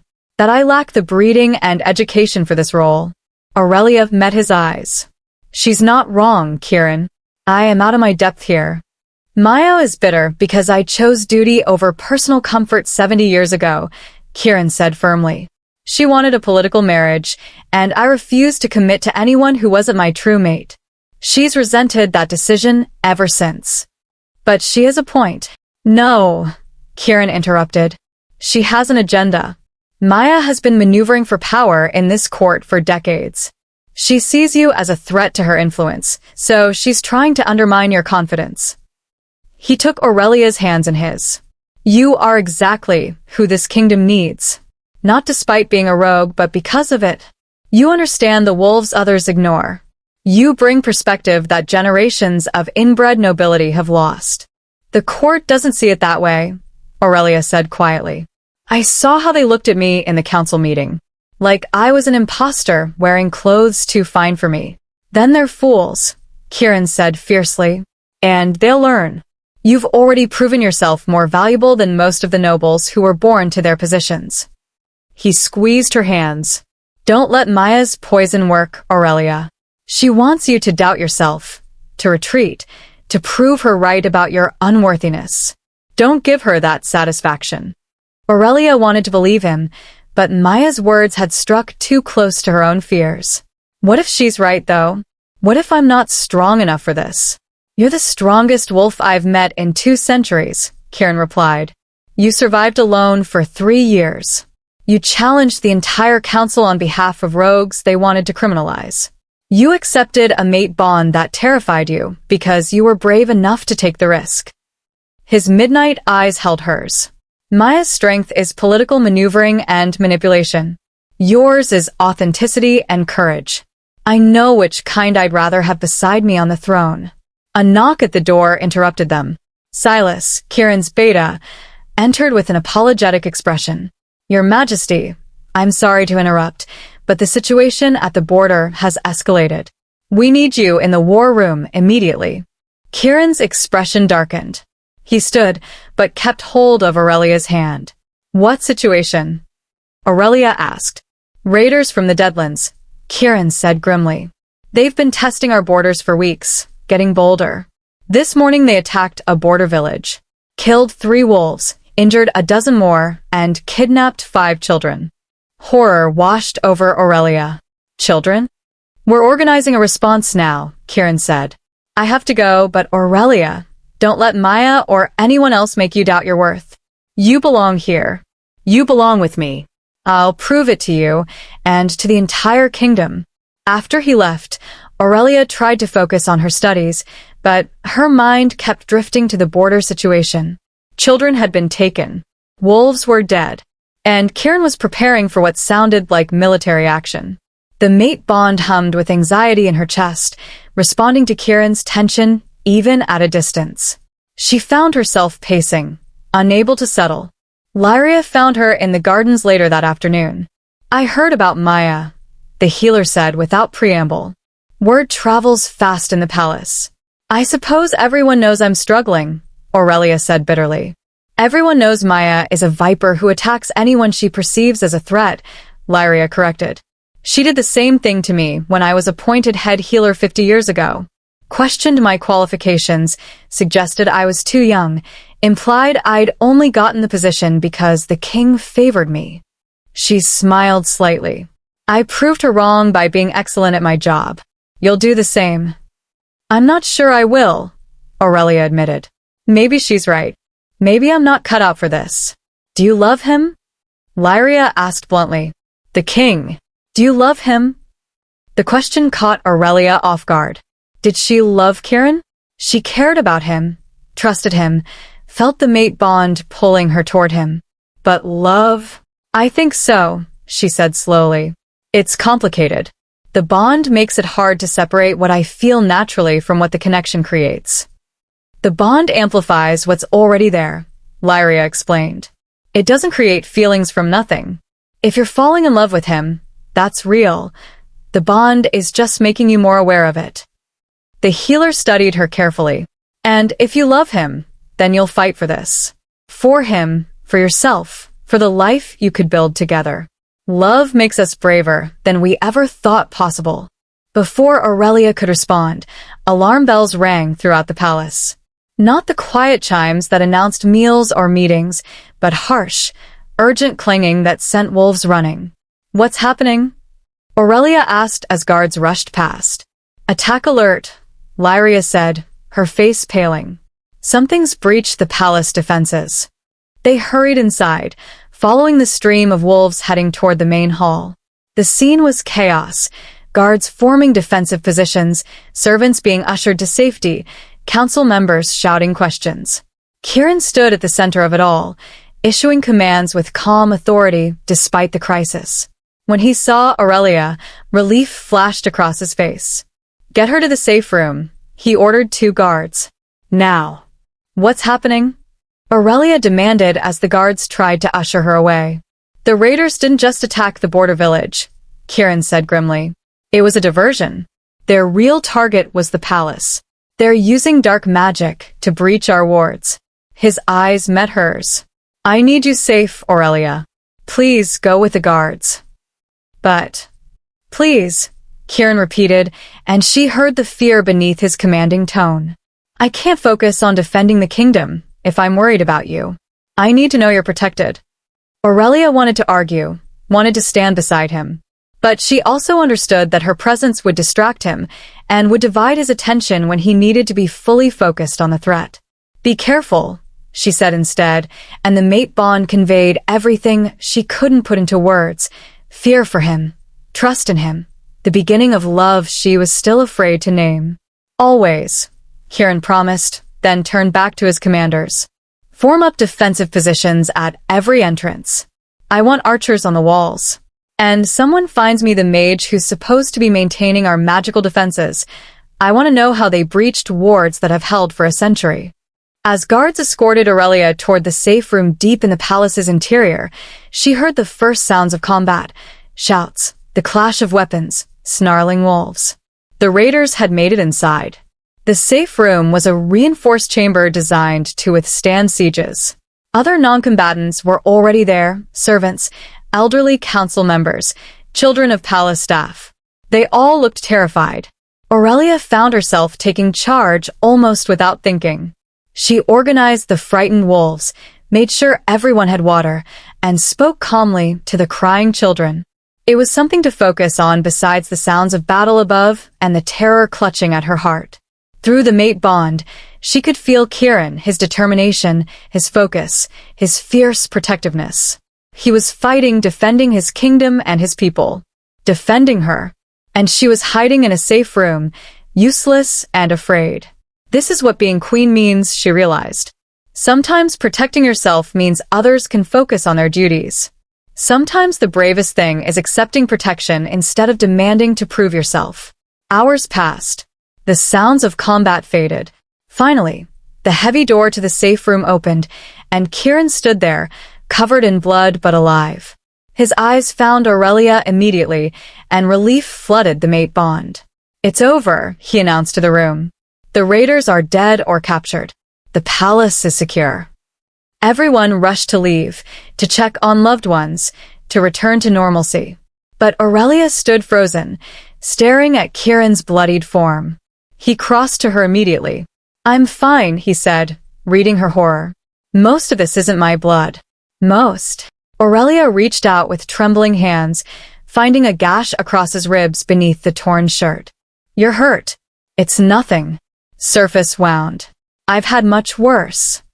But he let her touch the injury, let her satisfy herself that it wasn't fatal. "The raiders," Aurelia said. "Why did they attack the palace?" Kieran's expression darkened. "They were after you." The words hit her like a physical blow. "What?" "They kept shouting about the White Wolf, the cursed mate of the king." Kieran's jaw tightened. "Somehow they knew about you, knew about your coloring. They thought capturing or killing you would destabilize the kingdom." Guilt crashed over Aurelia. Wolves had died because of her. Because she existed, because Kieran had claimed her, because her cursed coloring made her a target. "This is my fault," she whispered. "No," Kieran said fiercely. "This is the fault of murderers who thought they could use you to hurt me. You're not responsible for their choices." He cupped her face gently despite the blood on his hands. "But Aurelia, this is the reality of being my mate. There will always be wolves who try to use you against me. That's why I declared you publicly, to make sure everyone knew harming you meant facing my wrath." "And it didn't stop them," Aurelia pointed out. "It will when they see what I do to the ones who tried," Kieran replied, and for a moment, she saw the ruthless alpha king beneath the patient mate. No one threatens what's mine and lives to boast about it. The possessive words should have bothered her. Should have reminded her of all the times he'd made decisions without her input. But right now, seeing him bloodied and fierce, having just fought to keep her safe, Aurelia only felt grateful. "I was so scared," she admitted quietly. "Hiding down here, feeling you fight through the bond, not knowing if you'd survive." "That's how I feel every time you're in danger," Kieran replied. "Welcome to the terrifying reality of the mate bond. You'll spend the rest of our lives afraid of losing each other." "That's supposed to comfort me?" "No," Kieran said with a slight smile. "It's supposed to make you understand why I'm so protective. Why did I declare you immediately? Why I'll do whatever it takes to keep you safe." His expression sobered. "Even if that means being ruthless with our enemies." Aurelia studied him, this powerful, ancient alpha who'd fought for her, killed for her, who wore blood like a second skin but touched her with infinite gentleness. And she realized something important. She was falling in love with all of him. Not just the patient teacher or the understanding mate, but the fierce protector and ruthless king. All the parts that made him who he was. "The mating ceremony," she said suddenly. "I'm ready for it." Kieran froze. "Aurelia, you don't have to decide this now. You're overwhelmed, frightened." "I'm ready," she interrupted firmly. "I've been hiding behind excuses, behind fear of not being ready. But I'll never feel completely ready. And these raiders proved something important. I'm already your mate in every way that matters. We might as well make it official." "Are you certain?" Kieran asked, searching her face. "Once we complete the ceremony, there's no going back. The bond becomes permanent, unbreakable." "I'm certain," Aurelia said and meant it. "I choose this, Kieran. I choose you. Publicly, officially, permanently." The joy in his expression made her heart ache. But beneath it, she also saw relief, as if he'd been holding his breath for weeks, waiting for this moment. Then we'll hold the ceremony as soon as you're ready, he promised. And the entire kingdom will witness me claiming you as my Luna Queen. Chapter 8. The Mating Ceremony. The palace transformed overnight. What had been a fortress under siege became a celebration of hope and renewal. Banners bearing the royal crest appeared on every wall. Flowers bloomed in impossible winter arrangements thanks to the court's mages, and the entire kingdom buzzed with anticipation. The future Luna Queen would finally be claimed in the sacred mating ceremony. After weeks of speculation and rumor, Aurelia would officially become Kieran's mate before the moon goddess and all the realm. Aurelia stood in her chambers, staring at the ceremonial gown laid out on her bed. It was breathtaking, white silk that seemed to shimmer like moonlight, embroidered with silver thread in patterns that represented the phases of the moon. According to tradition, the gown was meant to honor the moon goddess who'd bless the union. It's beautiful, isn't it? Lyria entered carrying oils and herbs for the pre-ceremony purification ritual. That gown has been in the royal family for 500 years. Every Luna Queen has worn it. Aurelia touched the silk with trembling fingers. What if I'm not worthy of it? What if I failed to live up to the queens who came before me? What if you surpass them all? Lyria countered gently. Aurelia, you need to stop comparing yourself to some impossible standard. You're not meant to be like previous Luna Queens. You're meant to be yourself. That's what Kieran fell in love with. He never said he loves me, Aurelia murmured. He doesn't have to say it. Anyone with eyes can see it. Lyria began preparing the ceremonial bath. But if you need the words, I'm sure he'll provide them during the ceremony. The mating vows are quite explicit about such things. The purification ritual was ancient, a bath infused with sacred herbs, oils anointed on pressure points, prayers to the moon goddess for blessing and fertility. Lyria performed each step with reverent care, treating Aurelia not as a patient, but as something precious. You're nervous, Lyria observed as she helped Aurelia into the gown. Terrified, Aurelia admitted. In a few hours, I'll stand before the entire court and bind myself to Kieran permanently. What if I freeze? What if I say the vows wrong? What if? What if you simply focus on Kieran and forget everyone else exists? Lyria suggested, arranging Aurelia's white hair into an intricate style woven with silver flowers. This ceremony isn't for the court, Aurelia. It's for you and your mate. Let them witness, but don't perform for them. A knock at the door announced the arrival of the ceremonial attendants, 6 high-ranking she-wolves who would escort Aurelia to the sacred clearing where the ceremony would take place. They were led by Lady Maya. Of course. Maya held a position on the royal council, which meant she was entitled to serve in the ceremony. But the calculating look in her amber eyes made Aurelia's stomach clench. Lady Aurelia, Maya said with a bow that managed to seem both respectful and mocking. You look lovely. Quite the transformation from the half-frozen rogue we found in the snow. The other attendants shifted uncomfortably, but none challenged Maya's words. They were all highborn wolves, probably sharing her doubts about Aurelia's suitability. Thank you, Lady Maya. Aurelia replied evenly, refusing to show how the barb stung. Shall we proceed? I wouldn't want to keep His Majesty waiting. The journey to the sacred clearing took them through the palace and into the ancient forest beyond. Snow still clung to the trees, but the path had been cleared and lined with torches that cast dancing shadows. The entire court followed at a respectful distance, hundreds of wolves bearing witness to their king's mating. The sacred clearing was a natural amphitheater, ringed by ancient stones that predated even Kieran's long reign. At its center stood an altar carved from a single piece of moonstone, glowing with inner light. The full moon hung overhead, blessing the ceremony with her presence. And standing beside the altar, dressed in ceremonial robes that somehow made him look even more powerful, was Kieran. The mate bond flared as their eyes met across the clearing. Everything else, the watching crowd, the nervous attendants, even Maya's poisonous presence, faded to insignificance. There was only Kieran, waiting for her with an expression of such longing and love that Aurelia's breath caught. This is right, her wolf sang. This is where we belong. The High Priestess, an ancient she-wolf with silver-white fur in her shifted form and ceremonial robes in her human shape, stood beside the altar. She raised her arms, and the crowd fell silent. "We gather under the moon goddess's watchful eye to witness the sacred bonding of true mates," the High Priestess intoned, her voice carrying across the clearing with supernatural clarity. "Alpha King Kieran Nightshade and Lady Aurelia, step forward and declare your intentions before the goddess and your pack."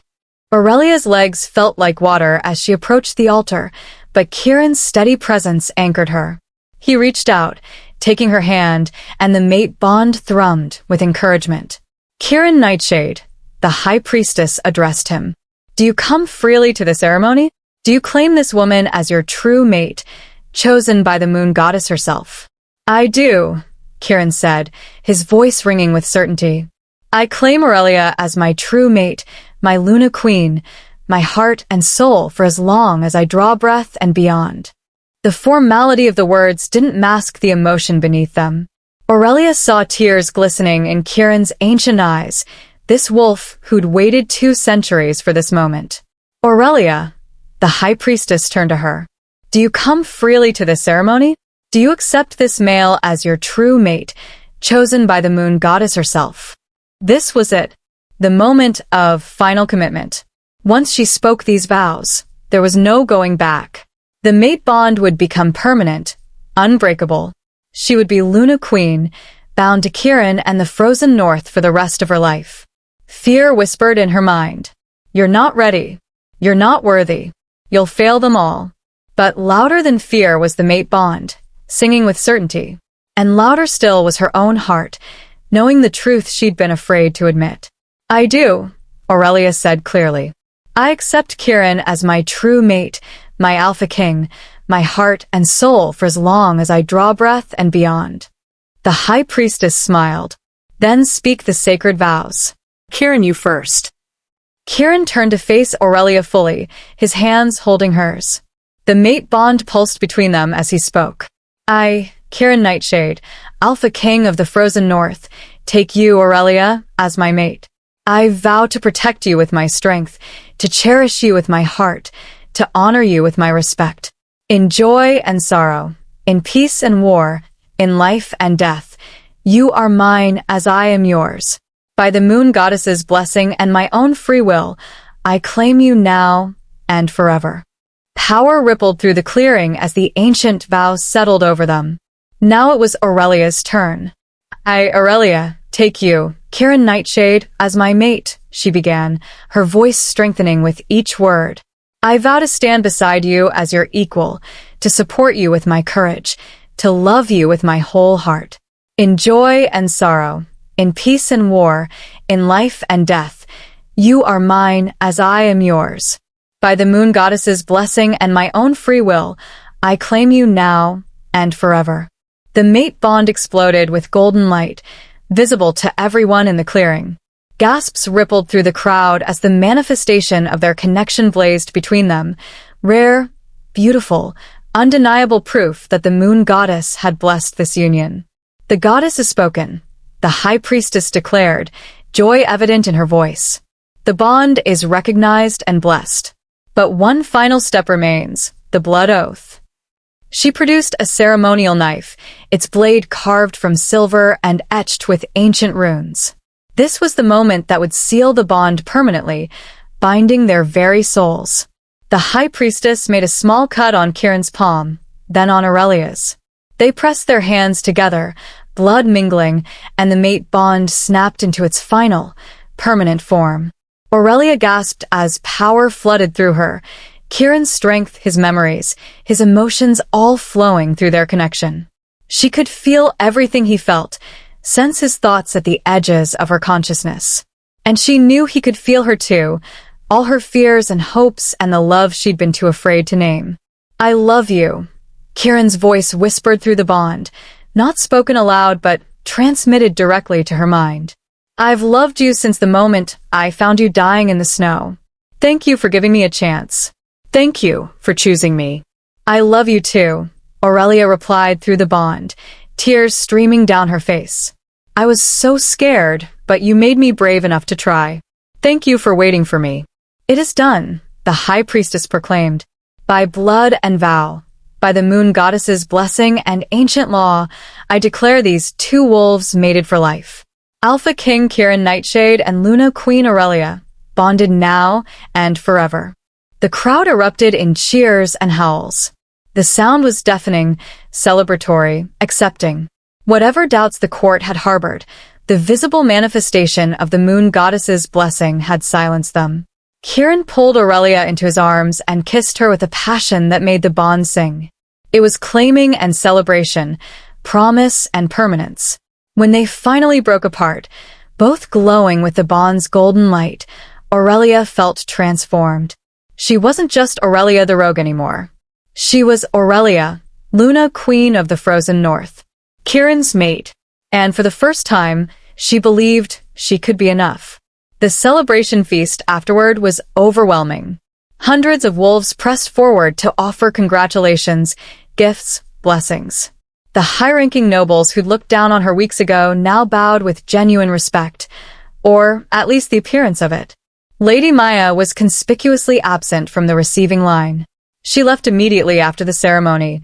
Silas informed them quietly. Claimed urgent business in the eastern reaches.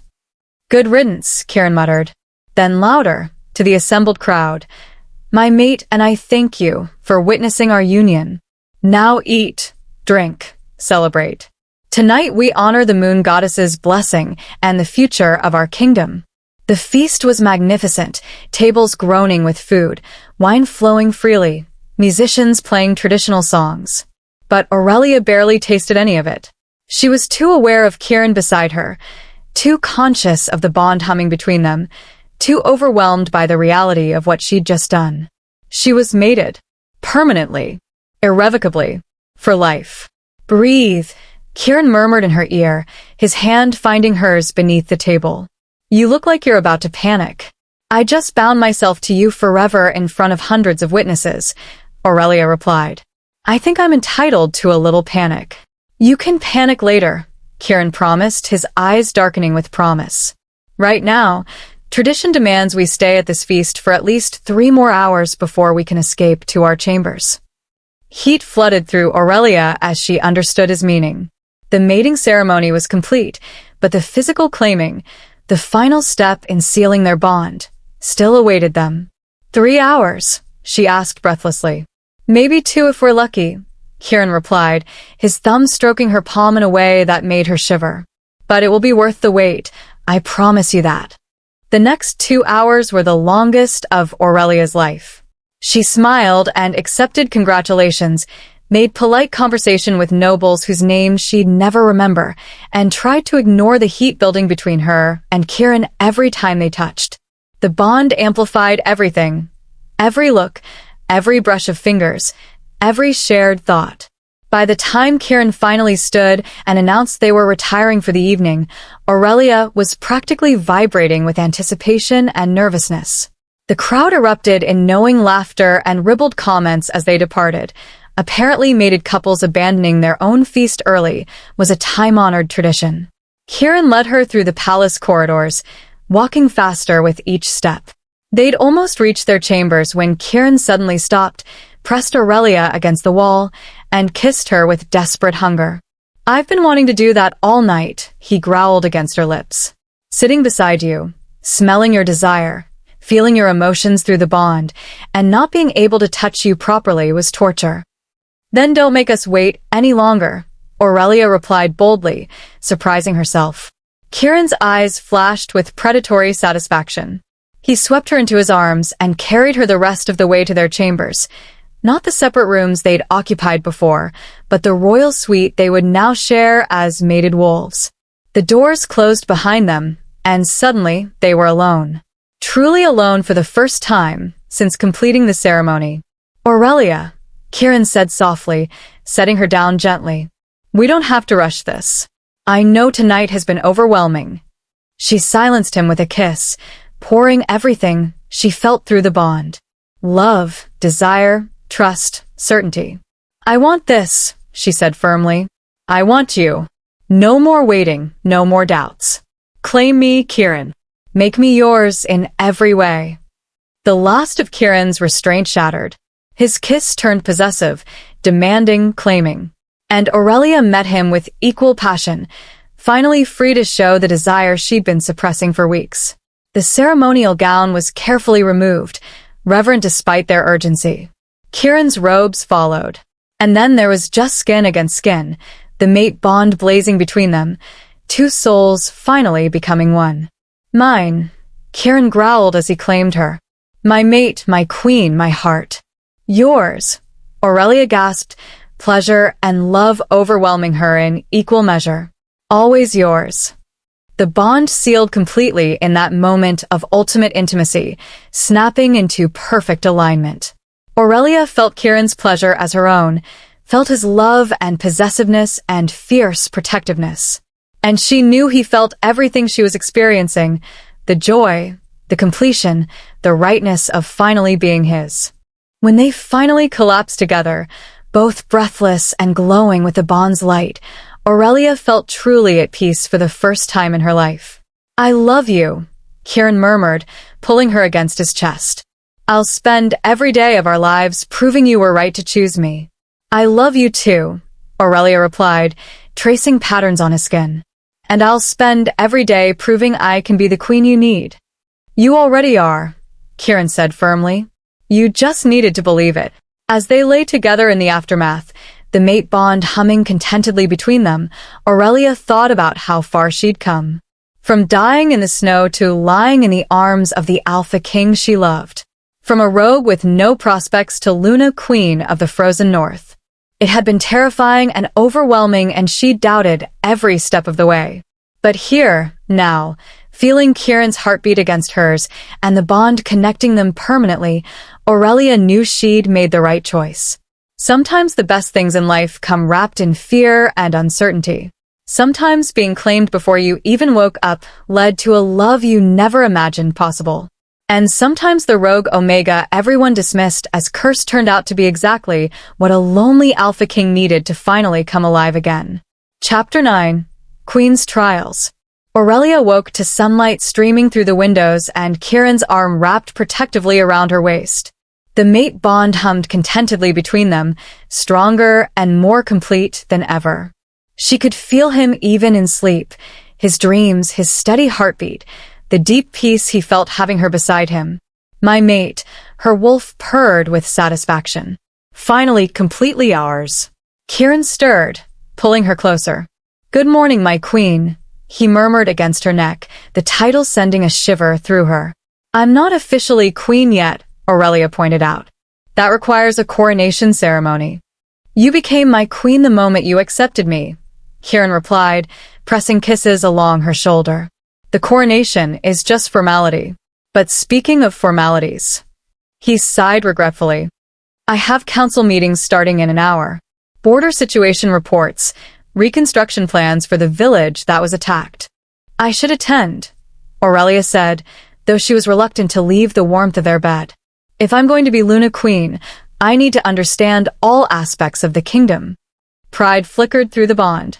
That's exactly the attitude that will make you an exceptional queen. But Aurelia, you don't have to jump into everything immediately. We literally just completed the mating ceremony last night. Which means the court will be watching to see if I'm worthy of the position, Aurelia replied, sitting up. I can't afford to hide away playing newlywed when there's work to be done. Kieran studied her for a long moment, then nodded. All right. But promise me something. If it becomes too much, if you need a break, you'll tell me. The bond means I can feel your distress, but I'd rather you communicate directly. I promise, Aurelia agreed, leaning down to kiss him. Now let me get dressed before your council thinks their king has gone completely soft. The council chamber felt different when Aurelia entered it this time. Last time, she'd been an observer, a curiosity. Now she was Luna Queen, and the seat beside Kieran's was hers by right. The council members stood as she entered, bowing with a respect that seemed genuine, or at least well-practiced. Only the empty seat where Lady Maya usually sat reminded Aurelia that not everyone had accepted her rise to power. My lords and ladies, Kieran began once everyone was seated. As you know, we're still dealing with the aftermath of the raider attack. Commander Thane, report. Thane stood, his expression grim. We've interrogated the surviving raiders. They were hired mercenaries from the Deadlands, paid in advance to breach the palace and capture Lady Aurelia. He corrected himself. Queen Aurelia. Paid by whom? Aurelia asked before she could stop herself. All eyes turned to her, and she felt a flash of self-consciousness before squashing it. She had every right to ask questions. They claim not to know, Thane replied. Payment came through intermediaries. But the amount was substantial. Someone with significant resources wanted you taken. Or wanted to destabilize the kingdom by attacking the king's mate, another council member added. Either way, it represents a serious threat. What about the kidnapped children from the border village? Aurelia asked. Have they been recovered? Thane's expression darkened. Not yet, Your Majesty. We're still tracking the raiding party responsible. They've gone deep into the Deadlands where even our best trackers struggle. Aurelia felt the pain of that failure like a physical blow. Children, stolen, and suffering while they sat in comfort discussing politics. Then we need to send more trackers. More warriors. Whatever it takes. With respect, Your Majesty, an older council member said carefully, the Deadlands are treacherous. We could lose more wolves trying to recover 5 children then. Then what? Aurelia interrupted, anger flashing through her. Then the children are worth it? They're members of our kingdom. Our responsibility. Would you abandon them if they were nobles' children instead of border villagers? Uncomfortable silence filled the chamber. The council member who'd spoken shifted awkwardly. Queen Aurelia is right, Kieran said, his voice carrying absolute authority. We don't abandon our people, regardless of their status. Commander Thane, assemble your best team. I'll lead the rescue mission personally. Your Majesty, Silas protested, it's too dangerous for you two. Those children are my responsibility, Kieran said firmly. And I won't ask wolves to risk their lives on a mission I'm not willing to lead myself. Through the bond, Aurelia felt his determination and his guilt.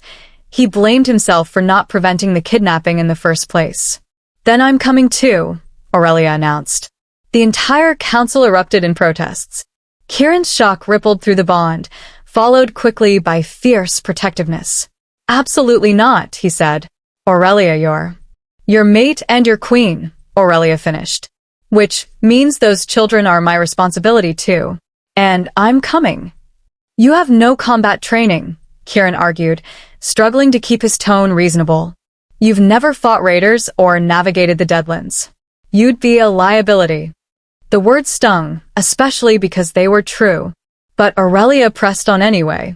Then I'll stay back with the healers. But I won't sit safely in the palace while children suffer and my mate rides into danger. The mate bond would drive me insane with worry anyway. At least if I'm there, I can be useful. Kieran opened his mouth to argue further, but something in Aurelia's expression stopped him. Through the bond, she felt his internal struggle. Protectiveness warring with respect for her autonomy, fear for her safety battling against understanding her need to contribute. We'll discuss this privately, he said finally, which was probably the best compromise she was going to get.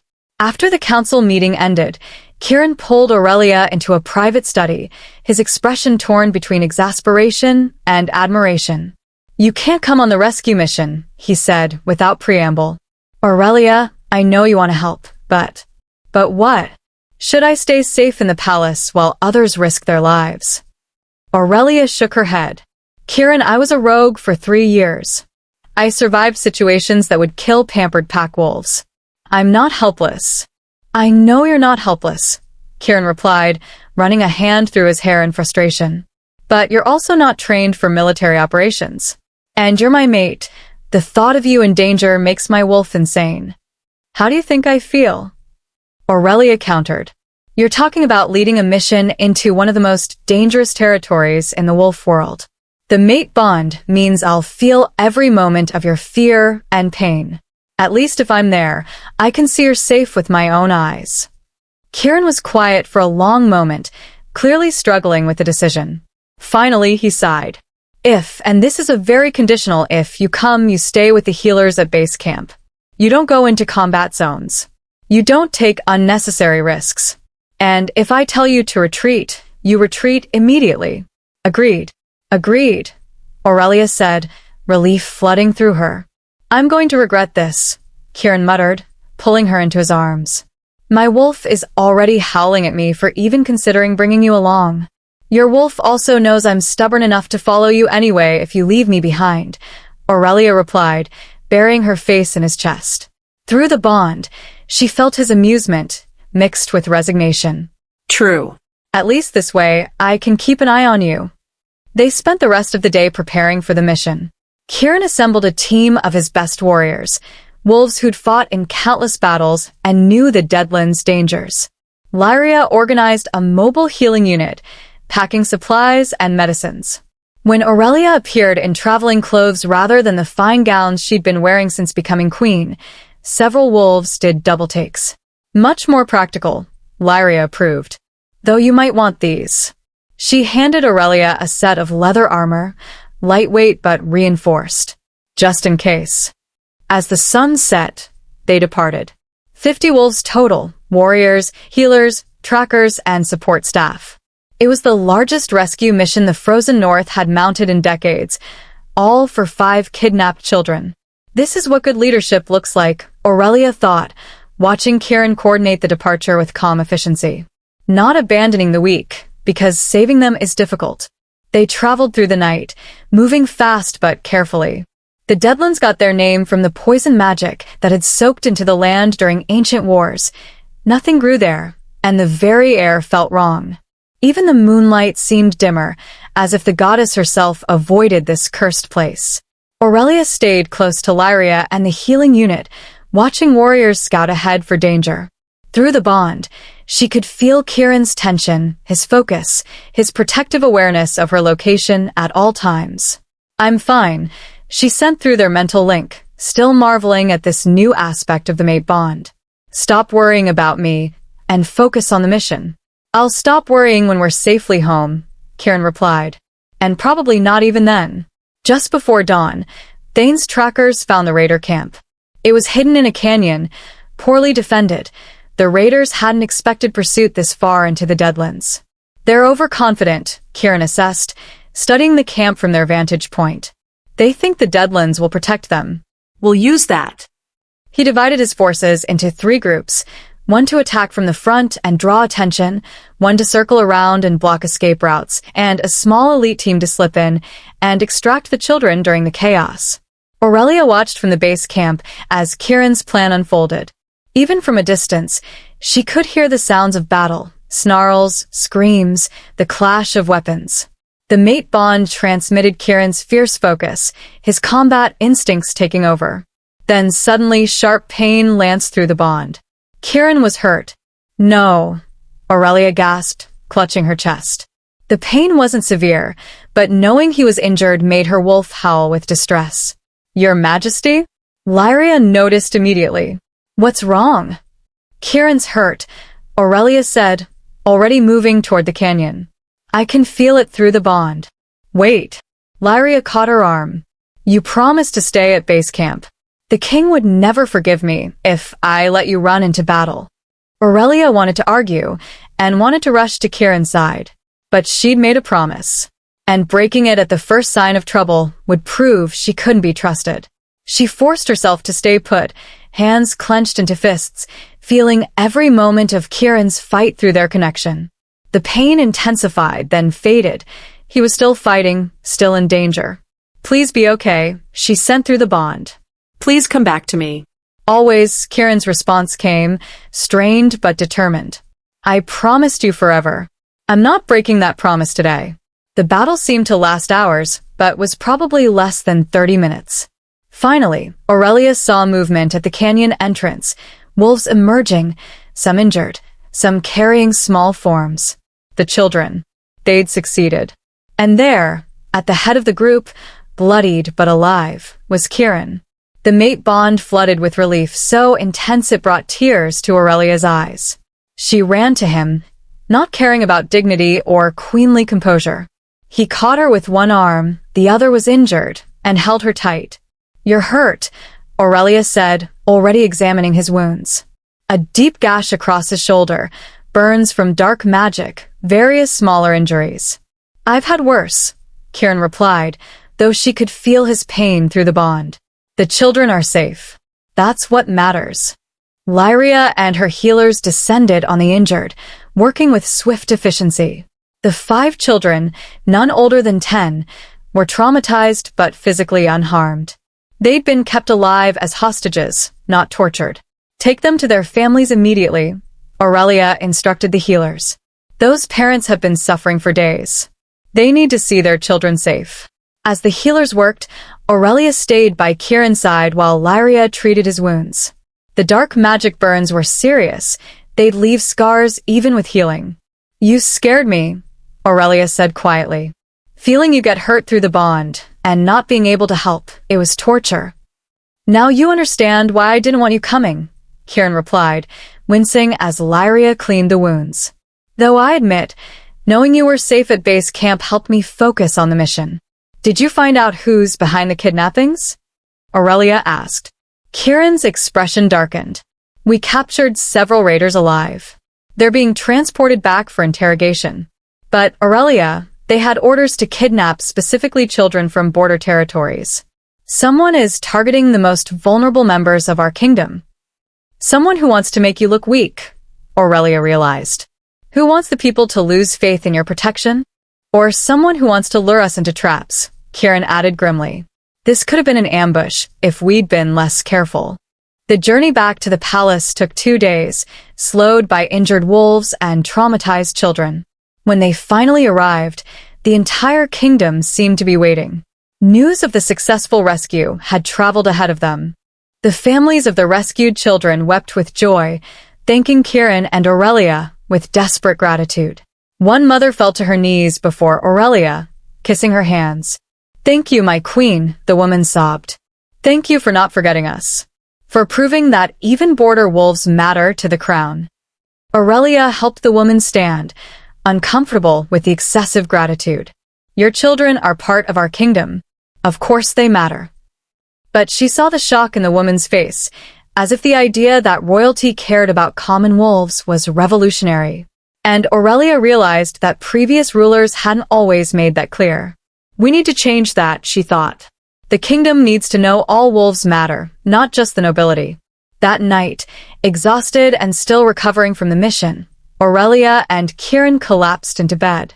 Through the bond, Aurelia felt Kieran's satisfaction, not just at the successful rescue, but at something deeper. You were right to insist on coming, Kieran admitted. The way you handled those families, the compassion you showed, that's what this kingdom needs. Not just a warrior king, but a queen who reminds us why we fight. We make a good team, Aurelia replied, curling against his uninjured side. The best, Kieran agreed, kissing her forehead. Though next time, I'm not letting you anywhere near the Deadlands. Next time, I'll insist even harder on coming, Aurelia countered, smiling against his chest. Through the bond, she felt his amusement and resignation. I'm going to spend our entire lives arguing with you about safety, aren't I? Probably, Aurelia agreed. Get used to it. As they drifted off to sleep, Aurelia thought about how much had changed in just a few weeks. She'd gone from dying in the snow to leading rescue missions as Luna Queen. From believing she was worthless to knowing she could make a difference. But the rescued children were just the beginning. Someone was targeting the kingdom, trying to destabilize Kieran's rule. And Aurelia had a feeling their real challenges were just beginning. Chapter 10. Conspiracy Unveiled. The interrogation of the captured raiders took place in the palace dungeons, ancient cells carved from the mountain itself, warded with magic to prevent escape or outside communication. Aurelia had never been to this part of the palace before, and the oppressive atmosphere made her wolf uneasy. You don't have to be here for this, Kieran said as they descended the stone stairs. Interrogations can be unpleasant. I'm Luna Queen, Aurelia replied firmly. If someone is targeting our kingdom, I need to know who and why. I won't hide from the ugly parts of ruling. Pride flickered through the bond, though Kieran's concern remained. Just stay behind me. These are dangerous wolves, even bound and warded. The lead raider was a scarred, grizzled wolf who glared at them with undisguised hatred. Silver chains bound him, the only metal that could hold a shifter, and suppression runes carved into the walls dampened his wolf. Alpha King, the raider spat. Come to gloat about your victory? I came for information, Kieran replied, his voice dangerously calm. You're going to tell me who hired you to attack my kingdom? Or what? You'll torture me? The raider laughed bitterly. I'm a dead wolf already. Nothing you do matters. Perhaps, Kieran acknowledged, but I can make your death quick and painless, or I can let my interrogators take their time. The choice is yours. Aurelia felt sick at the casual discussion of torture, but she kept her expression neutral. This was the brutal reality of protecting a kingdom. Sometimes mercy had to be set aside for the greater good. What do I get for cooperating? The raider asked, eyeing them calculatingly. A swift execution and proper burial, Kieran offered. More than you deserve, but I'm feeling generous. The raider considered this, then laughed again, a broken, desperate sound. You want to know who hired us? I'll tell you, for all the good it'll do. It was one of your own, your majesty. Someone inside your precious court. Shock rippled through Aurelia. Someone inside the court? That meant betrayal at the highest levels. Name, Kieran commanded, his alpha voice reverberating off the stone walls. Never got a name, the raider replied. Just a hooded figure who paid in advance and gave us our orders. But they knew the palace layout, knew your patrol schedules, knew about your mate before the public announcement. He looked directly at Aurelia. They especially wanted her. Said capturing the white wolf would break the king. Cold dread washed over Aurelia. Someone had been planning this from the beginning, possibly even before she'd woken from her near-death sleep. What else? Kieran pressed. What were you supposed to do with my mate if you'd succeeded in capturing her? Take her to the Deadlands fortress, the raider said. Wait for further instructions. They said you'd come after her. That was part of the plan. Led you into a trap, kill you, destabilize the kingdom. He shrugged as much as the chains allowed. Would have worked too, if you hadn't brought half your army into the Deadlands. Kieran's fury flooded the bond, barely contained. Someone had planned not just to kidnap Aurelia, but to use her as bait to assassinate him. The entire attack had been about destroying them both. The person who hired you, Aurelia said, her voice steadier than she felt. Did they give any indication of their identity? Voice, height, anything? The raider studied her with something like respect. Got spine, your little queen. Better than I expected from a rogue. He thought for a moment. The voice was female, I think. Or disguised to sound female. Tall for a she-wolf, moved like someone trained in combat. And there was a scent. Faint, but distinctive. Old magic, the kind that clings to wolves who spend time in ancient places. The Eastern Reaches, Silas said quietly from behind them. The old magic sanctuaries are all in the Eastern Reaches. The same territory was ruled by Lady Maya Silvercrest. Aurelia and Kieran exchanged a loaded glance. It couldn't be coincidence. Maya had left immediately after the mating ceremony, returning to the Eastern Reaches. She'd been the one questioning Aurelia's worthiness, the one clearly resentful of being passed over for the Luna Queen position. Thank you for your cooperation, Kieran said formally to the raider. You'll receive the swift execution I promise. As they left the dungeons, Aurelia's mind raced. You can't seriously think Maya is behind this? She's a member of your council, a duchess, who was engaged to me for 5 years and never forgave me for ending it, Kieran said grimly. Who has access to palace layouts and knowledge of our security. Who left suspiciously quickly after our mating ceremony. His jaw tightened. I've been blind, Aurelia. I never thought she'd go this far, but all the evidence points to her. We need proof, Aurelia insisted. You can't accuse a high-ranking noble without solid evidence. The political fallout would be devastating. Which is why we're going to investigate quietly, Kieran agreed. Silas, I want a full review of Maya's activities over the past 6 months.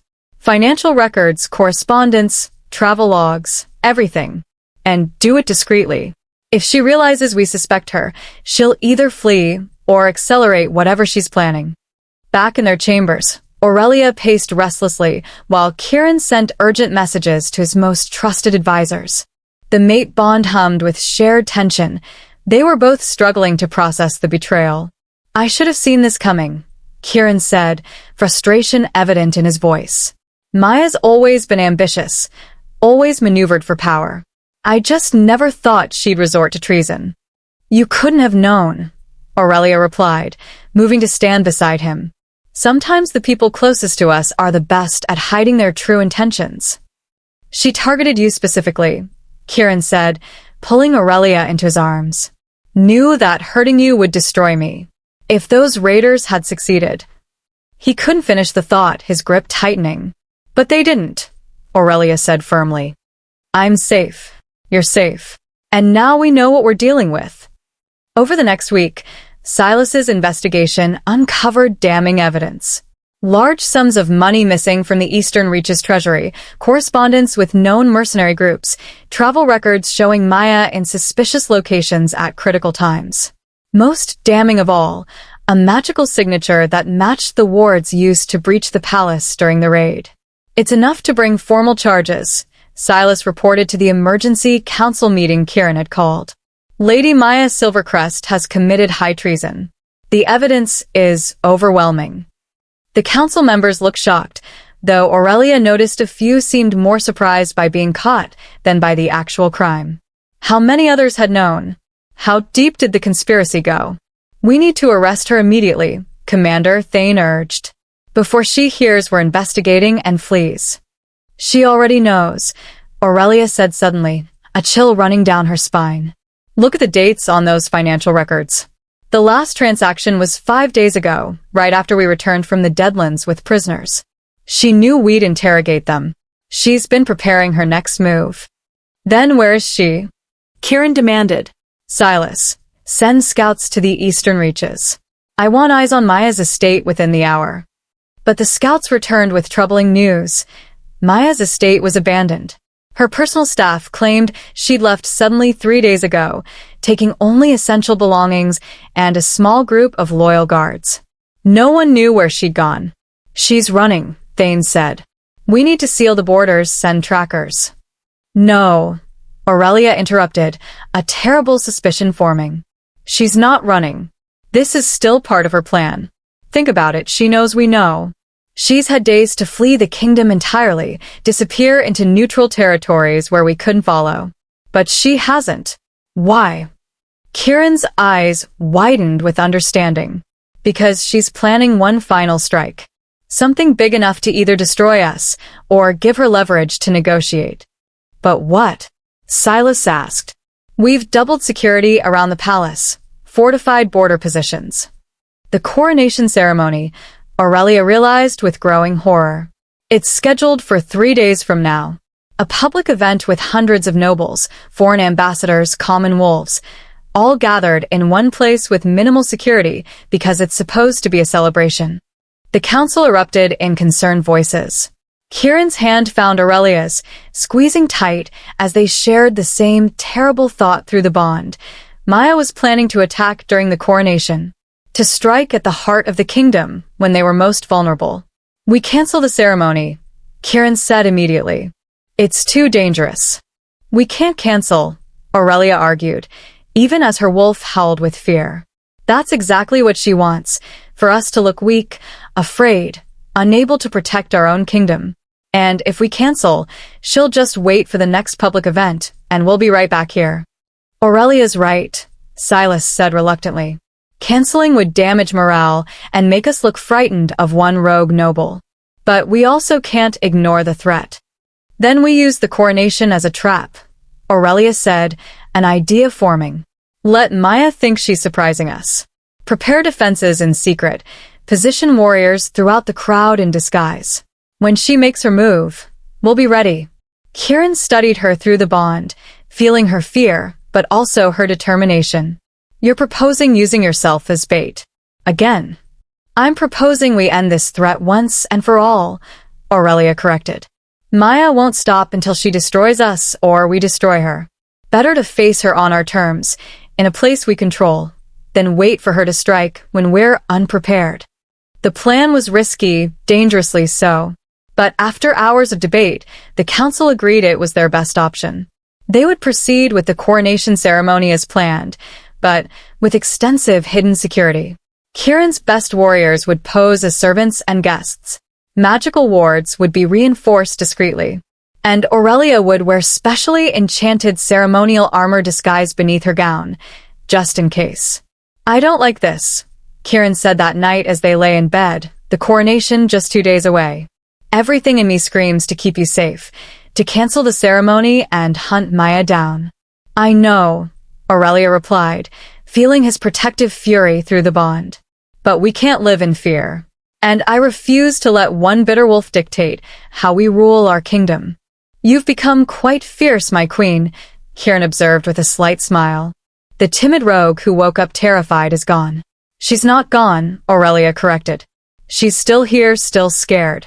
But she's learned that sometimes you have to be brave anyway." She turned to face him fully. "Besides, I have you, and I trust you'll keep us both alive."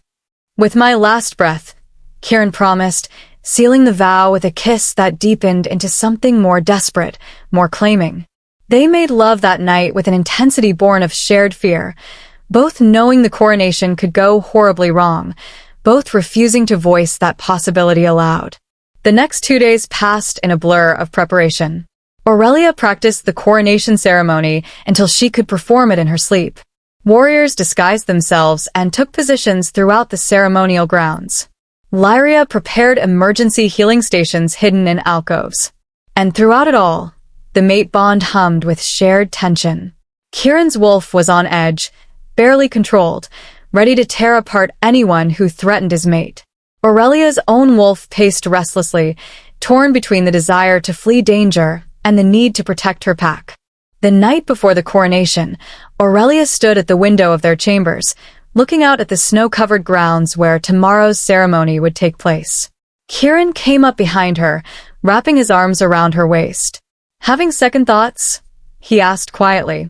"About 100 of them," Aurelia admitted. "But I'm not backing down. Whatever Maya has planned, we'll face it together." "Together," Kieran agreed, resting his chin on her shoulder. "Always together." Through the bond, Aurelia felt his love, his fear, his fierce determination to protect her.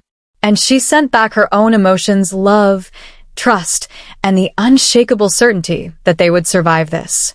They had to, because she hadn't come this far, hadn't fought this hard to claim her place as Luna Queen, just to let one bitter wolf destroy everything they'd built. Tomorrow would bring danger, possibly death. But it would also bring the coronation, the moment when Aurelia would officially become Luna, Queen of the Frozen North. And she would wear that crown with pride, proving to Maya and everyone who doubted her that she was exactly where she belonged. At Kieran's side, as his equal, as his queen. Let Maya come. Let her bring her worst. Aurelia was ready. Chapter 11. The Coronation Attack.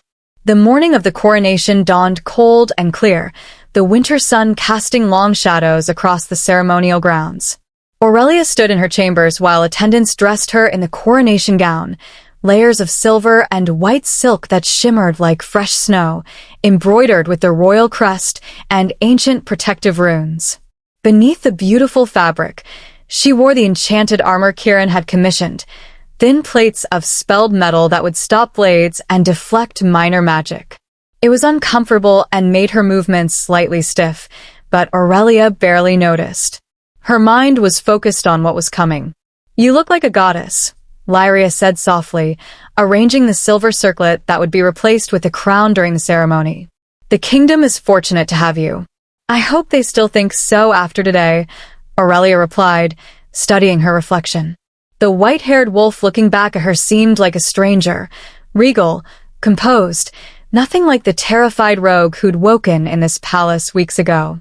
"They will," Lyria assured her. "You're stronger than you know, Your Majesty." A knock at the door announced Kieran's arrival. He looked magnificent in his formal robes, black and silver, with the royal crown already on his head. But his eyes were shadowed with worry. "The guests are arriving," he said once they were alone. "Nobles from every territory, foreign ambassadors, common wolves from across the kingdom. Hundreds of them, and anyone could be working with Maya. Our people are in position? Aurelia asked, checking the small blade hidden in her sleeve. Another precaution. Everywhere. Thane has warriors stationed throughout the crowd. Silas is monitoring magical signatures for dark spells. The healers are ready.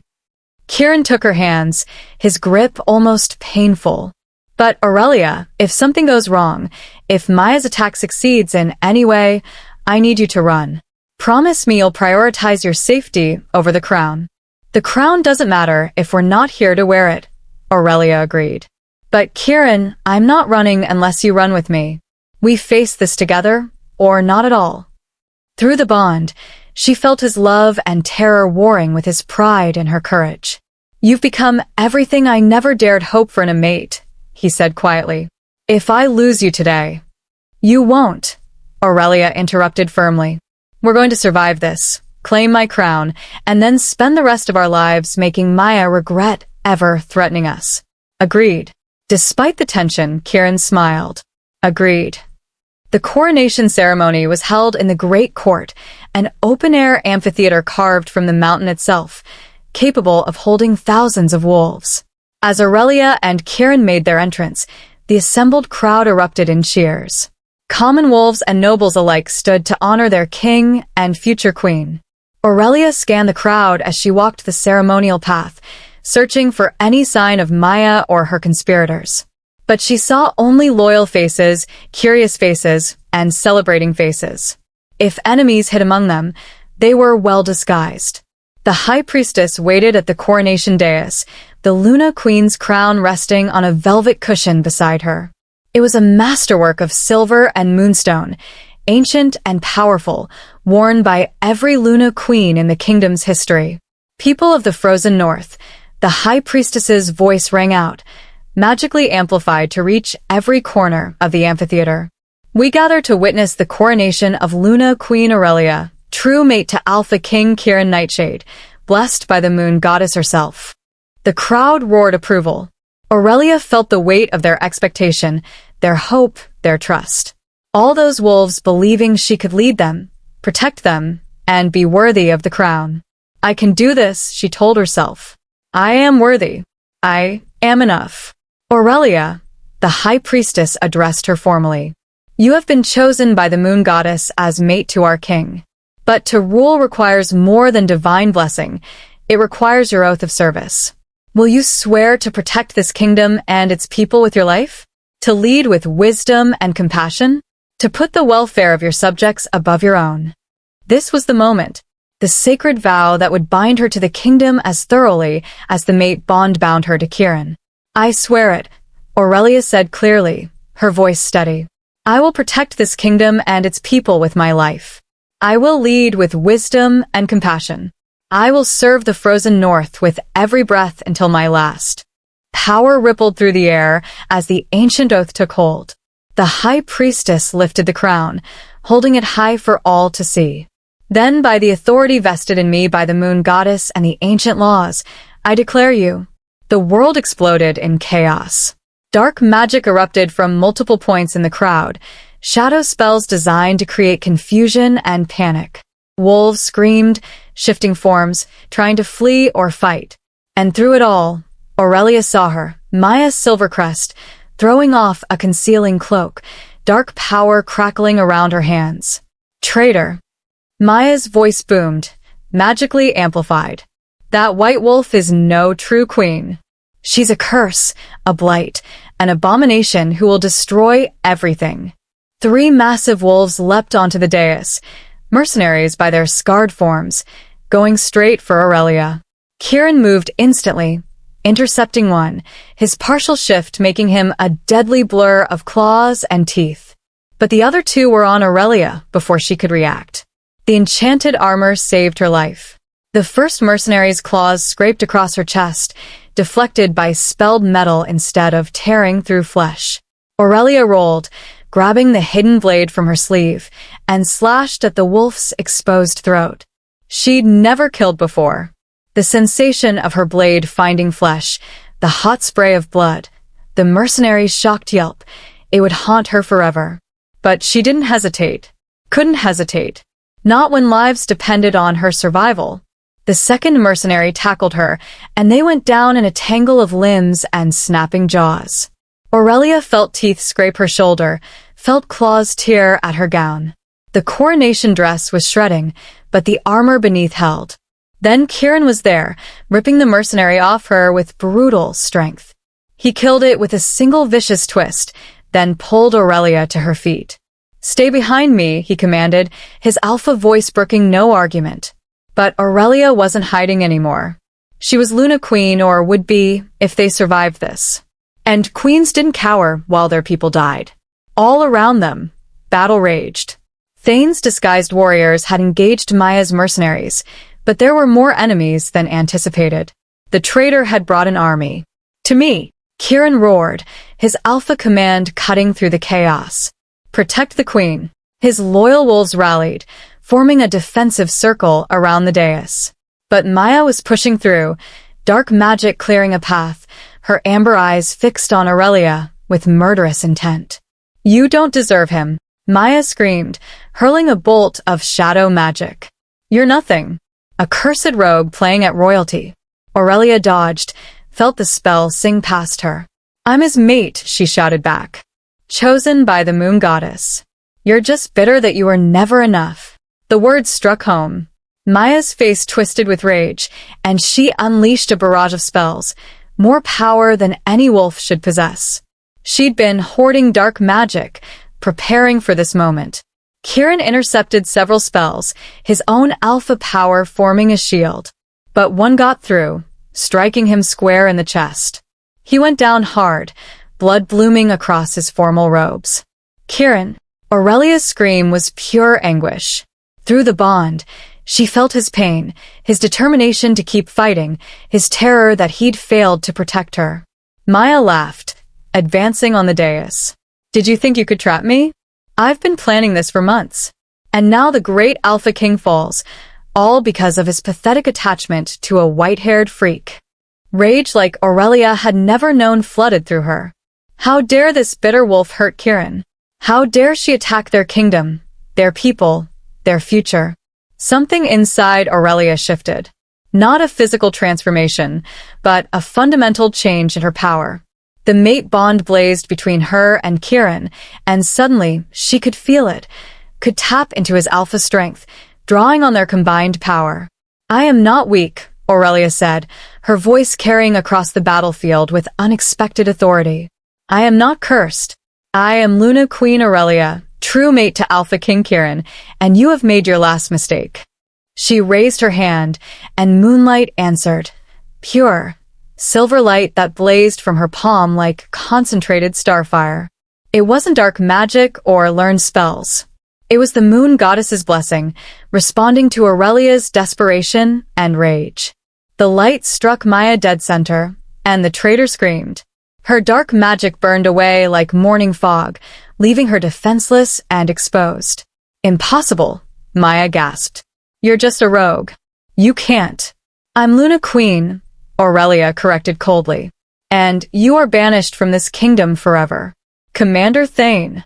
Thane appeared at her side immediately, covered in blood but alive. "Your Majesty? Take Lady Maya into custody. She is stripped of her titles, her lands, and her place in this kingdom. She will be exiled to the Deadlands to live among the outcasts and rogues she so despises." Aurelia's eyes were hard as diamonds. "And if she ever returns, she will be executed on sight." The remaining mercenaries, seeing their leader defeated, threw down their weapons and surrendered. The battle was over. They'd won. Aurelia rushed to Kieran's side, her hands shaking as she pressed them against his wound. Blood seeped between her fingers. Too much blood. "Don't you dare die on me," she commanded, tears streaming down her face. "We just got started. You promise me forever." "Not planning to break that promise," Kieran managed, his voice weak but determined. Through the bond, she felt him clinging to life through sheer will. "You were magnificent. My fierce queen." "Lyria," Aurelia screamed. "I need healing now." The head healer appeared within seconds, her hands already glowing with healing magic. She worked with focused intensity, closing the wound, counteracting the dark magic's poison. "He'll live," Lyria finally announced, and Aurelia collapsed with relief. The wound was serious, but not fatal. "Your Majesty, you saved his life by calling me so quickly." All around them, wolves were helping the wounded, securing prisoners, beginning to restore order. The coronation ceremony had been interrupted, the sacred moment shattered by violence. But the High Priestess stepped forward, the Luna Queen's crown still in her hands, remarkably untouched by the battle. "The ceremony must be completed," she said firmly. "Aurelia has proven herself 1,000 times over. She defeated a traitor, saved her mate, and protected her kingdom. There is no question of her worthiness now." The assembled wolves, those who remained, voiced loud agreement. Even nobles who'd questioned Aurelia before now looked at her with respect and awe. "Aurelia," the High Priestess said, holding out the crown. "Kneel and receive your crown. Claim your place as Luna Queen of the Frozen North." Aurelia looked at Kieran, who nodded encouragingly despite his injury. Through the bond, she felt his pride, his love, his certainty that she'd earned this moment. She knelt before the High Priestess, her ruined coronation gown spattered with blood. Enemy blood, Kieran's blood, her own blood from minor wounds. She looked nothing like the pristine image of a queen from earlier, but she felt like one. She'd fought for her people, protected her mate, and defeated a traitor. She'd earned this crown through fire and blood. "By the authority vested in me and the will of the Moon Goddess," the High Priestess proclaimed, placing the crown on Aurelia's head, "I declare you Luna, Queen Aurelia of the Frozen North. May your reign be long and prosperous, may your wisdom guide us, and may your courage protect us all." The crown settled onto Aurelia's head, and power surged through her, ancient, protective, binding. She was no longer just Kieran's mate. She was Luna Queen, responsible for every wolf in this kingdom, empowered to lead and protect them. "Long live the Luna Queen," someone shouted from the crowd. "Long live Queen Aurelia." The cry was taken up by hundreds of voices, echoing across the mountain. Aurelia stood, helping Kieran to his feet. Together, they faced their kingdom, bloodied but unbroken, tested but triumphant. "People of the Frozen North," Aurelia said, her voice carrying across the amphitheater. "Today we faced betrayal and violence. Some of you were hurt. Some of you saw terrible things. But we survived. We stood together and we prevailed." She paused, letting her words sink in. "I am not the queen anyone expected. I'm a former rogue with no noble blood, no political training, no traditional qualifications. But I promise you this, I will fight for every wolf in this kingdom. Noble or common, pack-raised or rogue, strong or vulnerable. You are all my responsibility now, and I will not fail you." The response was deafening: cheers, howls, stamping feet. The wolves of the Frozen North had their Luna Queen, and she was nothing like what they'd expected. She was better. As the celebration finally began, delayed but not defeated by Maya's attack, Aurelia stayed beside Kieran, the crown heavy but right on her head. "How do you feel?" Kieran asked, his arm around her waist. "Terrified," Aurelia admitted. "Overwhelmed, but also ready. Like this is exactly where I'm supposed to be." "It is," Kieran confirmed, kissing her temple. "You were born for this, Aurelia. You just needed time to discover it." Through the bond, they shared a moment of perfect understanding. They'd survived betrayal, battle, and blood to reach this moment.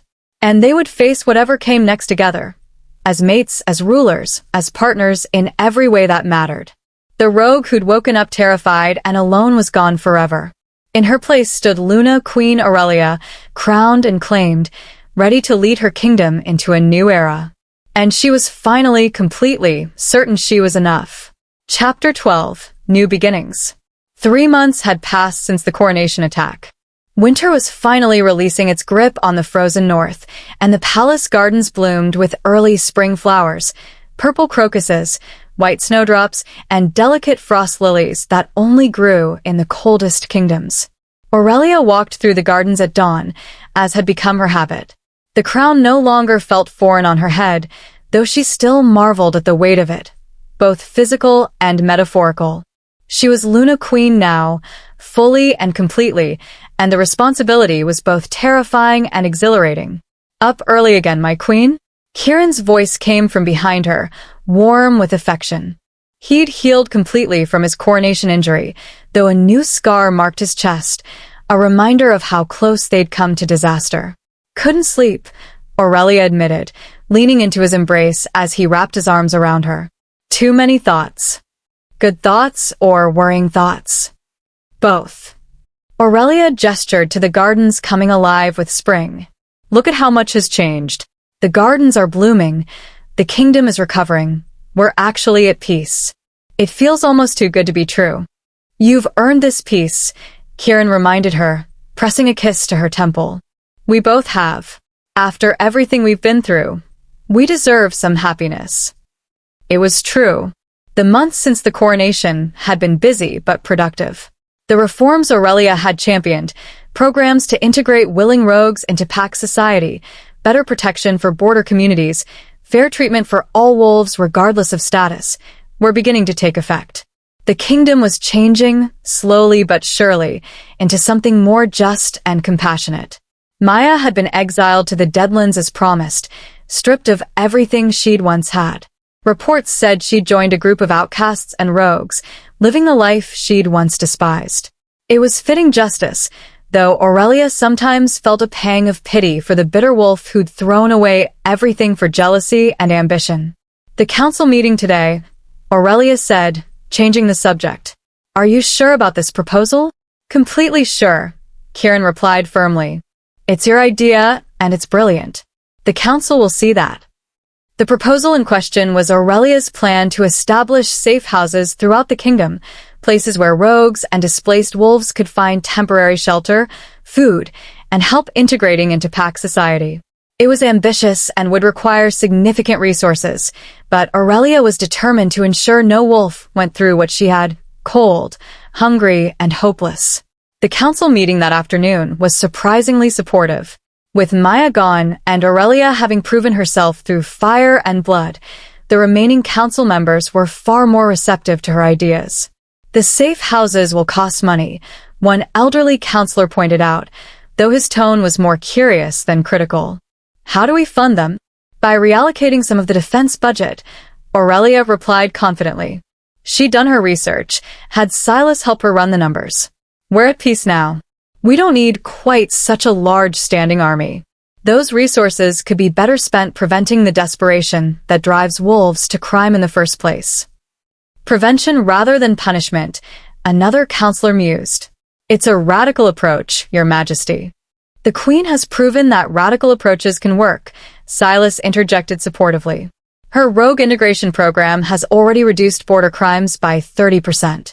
Giving displaced wolves legitimate options reduces the need for them to steal or attack. After an hour of discussion, the council voted to approve funding for the safe houses. It was a major victory, and Aurelia felt pride swell in her chest. This was what being Luna Queen meant, using her position to make real, meaningful change. That evening, as Aurelia and Kieran prepared for bed, she found herself reflecting on how much her life had transformed. 6 months ago, she'd been dying in the snow, certain her life would end in the whiteout wastes. Now she was Luna Queen, married to her true mate, making actual differences in wolves' lives. You're thinking again, Kieran observed, pulling her close. I can feel it through the bond, that mixture of wonder and disbelief you get when you realize how far you've come. Can you blame me? Aurelia asked, turning to face him. Sometimes I still can't believe this is my life. That I'm here, with you, as Queen of the Frozen North. Believe it, Kieran said, his midnight eyes intense on hers. You've earned every bit of it. You're not here because of luck or the mate bond. You're here because you're strong, compassionate, intelligent, and brave. You're everything a Luna Queen should be. You're biased, Aurelia pointed out with a smile. Completely, Kieran agreed. But I'm also right. He kissed her softly, then deeper, the mate bond flaring between them with a heat that still surprised Aurelia with its intensity. They made love slowly that night, savoring each touch, each sensation. The bond amplified everything, making them hyper-aware of each other's pleasure, each other's emotions. Afterward, as they lay tangled together, Aurelia felt a contentment she'd never imagined possible. "Kieran," she said softly, "thank you." "For what?" "For finding me in the snow. For declaring me yours even when I wasn't ready. For giving me time to accept the bond. For believing in me when I didn't believe in myself." She propped herself up to look at him. "For everything." Kieran's expression softened with love so profound it made her breath catch. "I should be thanking you. You gave me purpose again, Aurelia. For 2 centuries, I was just going through the motions, ruling because I had to, existing but not truly living. Then I found you, and everything changed. You made me feel alive again." Through the bond, Aurelia felt the truth of his words, the loneliness he'd carried for so long, the joy she'd brought into his life, the love that consumed him whenever he looked at her. "We saved each other," she said quietly. "You gave me a home and a purpose. I gave you hope and a reason to keep going." "Perfect mates," Kieran agreed. "Exactly as the moon goddess intended." The next morning brought news that would change everything again. Lyria appeared at their chambers, wearing an expression Aurelia couldn't quite read, joy mixed with concern, excitement tempered with worry. "Your Majesty," Lyria addressed Aurelia formally. "I need to examine you. There's something. I need to confirm something." "What's wrong?" Aurelia asked, immediate concern flooding through her. "Am I sick?" "Not sick," Lyria said carefully. "But I've noticed some signs, and given the timing, I need to run some tests." An hour later, Aurelia sat in the healing wing with Kieran beside her, waiting for Lyria to finish her examination. Through the bond, she felt Kieran's confusion and worry matching her own. Finally, Lyria looked up, her expression breaking into a wide smile. "Congratulations, Your Majesty. You're pregnant. About 6 weeks along, I'd estimate." The words hit Aurelia like a physical blow. Pregnant. She was carrying Kieran's child. Their heir. Kieran's shock rippled through the bond, followed quickly by overwhelming joy. "We're having a pup?" he asked, his voice rough with emotion. "You are," Lyria confirmed. "A healthy one from what I can tell. Though we'll need to monitor carefully. First pregnancies can be tricky, especially for mated pairs where one partner is over 200 years old." Aurelia's hand moved instinctively to her still flat stomach. A life growing inside her. A child who would be both heir to the frozen north and living proof of her bond with Kieran. "Are you happy?" Kieran asked softly, his hand covering hers. Through the bond, she felt his joy, but also his concern for her reaction. Terrified, Aurelia admitted honestly. "But yes, happy, overwhelmed, excited." She laughed, tears streaming down her face. "All of it at once." "That's normal," Lyria assured her. "Pregnancy brings intense emotions even without a mate bond amplifying everything. But Your Majesty, you should know, this child will be powerful. The combination of your moon goddess blessing and the king's ancient bloodline, this pup will be special." Over the next weeks, as news of the pregnancy spread through the kingdom, Aurelia experienced a wave of support and celebration that amazed her. Wolves who'd once questioned her worthiness now sent gifts for the heir. Noble families offered congratulations. Common wolves crafted small tokens of blessing. The kingdom rejoiced, and Aurelia felt the weight of their hopes and dreams for the future settling onto her shoulders alongside the crown. "They see you as a symbol," Kieran explained one evening as they sorted through yet another delivery of gifts. "You are an outsider who became queen, who proved that anyone can rise above their circumstances. And now you're carrying the heir, a child who will represent both old bloodlines and new possibilities." "That's a lot of pressure for an unborn pup," Aurelia said, her hand resting protectively on her stomach, which was just beginning to show a small curve. "They'll handle it," Kieran said confidently. With you as their mother, they'll be strong, compassionate, and brave. Everything a future ruler should be. The pregnancy progressed smoothly, though Aurelia found herself frustrated by the limitations it imposed. She couldn't travel as extensively, couldn't participate in combat training, and had to be more careful about everything. But she also discovered a fierce protectiveness for the life growing inside her, a primal drive to keep her pup safe that rivaled even the mate bond. 6 months into her pregnancy, Aurelia stood at the window of their chambers, watching snow begin to fall again. Winter was returning, as it always did in the frozen north. "A year ago," she said as Kieran joined her, "I was dying in the whiteout wastes. Alone, afraid, certain my life was over. And now?" Kieran prompted, his hand resting on her swollen belly where their child kicked and moved. "Now I'm Luna Queen. I have a mate who loves me. I'm carrying our child. I've made real changes in the kingdom." She turned to face him. "I have everything I never dared dream of having." "You deserve all of it," Kieran said firmly. "And more. You've given this kingdom so much, Aurelia. You've changed how we treat rogues, how we protect the vulnerable, how we think about leadership itself. You've made us better." Through the bond, Aurelia felt his love, his pride, his absolute certainty in her worth. And she finally, truly, completely believed it herself. She wasn't just playing at being queen anymore. She was queen. She'd earned the crown through courage and blood, through compassion and determination. She'd proven herself to the kingdom and, more importantly, to herself. "I love you," she told Kieran, the words still feeling new and precious despite how many times she'd said them. "Thank you for finding me in the snow, for giving me time to accept the bond, for believing I could be this." "I love you too," Kieran replied, kissing her softly. "My fierce, compassionate, brilliant queen. My perfect mate." His hand moved over their child again. "And the mother of my heir." That night, as they lay together in the quiet darkness, Aurelia thought about the journey that had brought her here. From rogue to queen. From cursed outcast to beloved leader. From dying alone in the snow to building a family with her true mate. It hadn't been easy. She'd been terrified, had doubted herself at every turn, had nearly given up more times than she could count. But she'd persevered. She'd been brave when bravery was needed, vulnerable when vulnerability was strength, and stubborn when stubbornness was survival. And now she had everything. Love, purpose, home, future.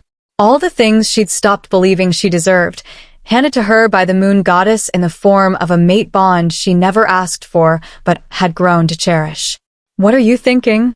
Kieran murmured sleepily, his arms tightening around her. "That sometimes the best things in life are the ones you never saw coming," Aurelia replied. "That being claimed before you're ready can lead to the most beautiful outcomes. That destiny doesn't always ask permission, but sometimes it knows better than to do what we need." "Wise words from my queen," Kieran said, his voice warm with love and contentment. "I learned from the best," Aurelia replied, settling into his embrace. Through the bond, she felt his happiness, his peace, his certainty that they had exactly what they needed, each other. Outside, snow continued to fall over the frozen north, blanketing the kingdom in white. But inside Blackstone Palace, warmth and love kept the cold at bay. Luna Queen Aurelia, once a dying rogue in the snow, was finally, completely, eternally home. And that, she thought as sleep claimed her, was the greatest gift of all. Chapter 13. The White Wolf. 9 months had passed since Lyria confirmed the pregnancy. The palace was a flurry of nervous energy as Aurelia's labor began in the early hours of a spring morning when the world was caught between winter's last breath and summer's first promise. "Breathe," Kieran urged, holding Aurelia's hand as another contraction racked her body. Through the bond, he felt every wave of her pain, and his wolf was going insane with the need to protect her from something he couldn't fight. "I am breathing," Aurelia gasped, squeezing his hand hard enough that she heard bones creak. "This is..." Another contraction hit, stealing her words. "Harder than I expected." "You're doing beautifully," Lyria said calmly, checking Aurelia's progress with practiced efficiency. First births take time, Your Majesty. You need to be patient. Patient? Aurelia laughed, the sound borderline hysterical. I'm about to push an entire wolf pup out of my body. I've used up all my patience. Kieran pressed a kiss to her sweat-dampened forehead, his presence the only thing keeping her grounded, as pain consumed her. You've fought raiders, survived blizzards, and defeated a traitor in single combat. You can do this. You're the strongest wolf I know. Flattery won't. Aurelia's words cut off in a scream as the most intense contraction yet seized her. Through the mate bond, Kieran felt his own knees weaken with sympathetic agony. It's time, Lyria announced. Your Majesty, with the next contraction, I need you to push. The next hour was a blur of pain, effort, and Kieran's steady presence beside her. Aurelia pushed until she thought she'd break, guided by Lyria's calm instructions and supported by Kieran's unwavering strength. And then, finally, a baby's first cry filled the room. It's a girl, Lyria announced, her voice thick with emotion. A healthy, beautiful girl. Aurelia collapsed back against the pillows, exhausted and overwhelmed, as Lyria cleaned and wrapped the baby. Then the healer placed the tiny bundle in Aurelia's arms, and Aurelia looked down at her daughter for the first time. The pup was perfect, impossibly small, with a shock of hair as white as Aurelia's own and eyes that would probably turn silver once they cleared. She had Kieran's strong features, but Aurelia's delicate bone structure, a perfect blend of both parents. Hello, little one, Aurelia whispered, tears streaming down her face. I'm your mother. Through the bond, she felt Kieran's emotions overwhelm him. Love, awe, protectiveness, joy so profound it hurt. He reached out with a trembling hand to touch his daughter's tiny fingers, and the baby's hand immediately closed around one of his fingers. She's perfect, Kieran said hoarsely. Aurelia, she's absolutely perfect. What will you name her? Lyria asked softly. Aurelia and Kieran had discussed names for months, debating between traditional royal names and more meaningful choices. But looking at her daughter now, Aurelia knew exactly what name was right. Thora, she said firmly. It means thunder in the old language, because she came into this world fighting, just like her mother. Princess Thora, Kieran said, testing the name. Heir to the frozen north. He looked at Aurelia, his eyes shining with unshed tears. It's perfect. Over the next weeks, the kingdom celebrated the birth of their princess. Gifts poured in from every territory, toys, clothes, blessings from high priestesses, promises of fealty from noble houses. Princess Thora was already beloved, a symbol of hope and renewal for the entire realm. But more importantly to Aurelia, Thora was healthy and happy. She nursed well, slept reasonably, and seemed to have inherited both her parents' strong will, already expressing firm opinions about everything despite being only weeks old. She's going to be a handful, Kieran observed one night, watching Aurelia nurse their daughter.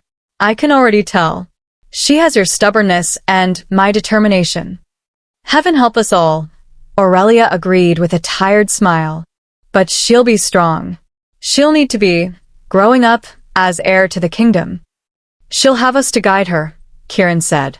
And she'll have a mother who understands what it's like to be different, to be judged for circumstances beyond her control. You'll teach her to be compassionate and brave. Aurelia looked down at Thora's white hair, so like her own, the feature that had made Aurelia's life difficult for so long. What if she faces the same prejudice I did?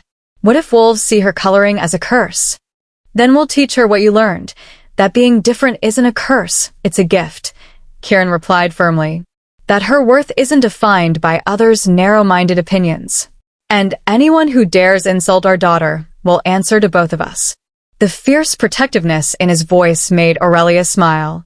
Kieran had always been protective, but fatherhood had amplified it to absurd levels. He'd already threatened 3 nobles who'd made thoughtless comments about Thora's coloring, and Aurelia had to constantly remind him that he couldn't execute everyone who said something stupid. As Thora grew, it became clear she was indeed special. By 3 months, she was already showing signs of unusual power, objects moving when she cried, lights flickering when she laughed, subtle magic that shouldn't manifest in one so young. The moon goddess's blessing, Lyria explained when they consulted her, combined with your ancient bloodline, your majesty, and the Luna Queen's unique abilities, Thora will be one of the most powerful wolves of her generation. Wonderful, Aurelia said, watching Thora accidentally levitate her favorite toy. As if being a princess with albinism wasn't enough to make her stand out. But Aurelia also felt pride. Her daughter would never be weak or helpless. She would have the power to protect herself, to shape her own destiny, to be whatever she chose to be. On Thora's first birthday, the kingdom held a massive celebration. Wolves from every territory gathered at Blackstone Palace to honor the princess and celebrate a year of peace and prosperity under Luna Queen Aurelia's reign. Aurelia stood on the balcony overlooking the celebration, Thora on her hip, watching their people feast and dance below. Kieran joined them, wrapping an arm around Aurelia's waist. Happy, he asked. Incredibly, Aurelia replied honestly. A year ago, I was preparing to give birth, terrified I'd fail as a mother. Now look at her. She kissed Thora's white hair. She's healthy, strong, and happy.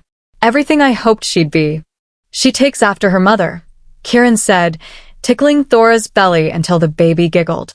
Beautiful, powerful, and completely fearless.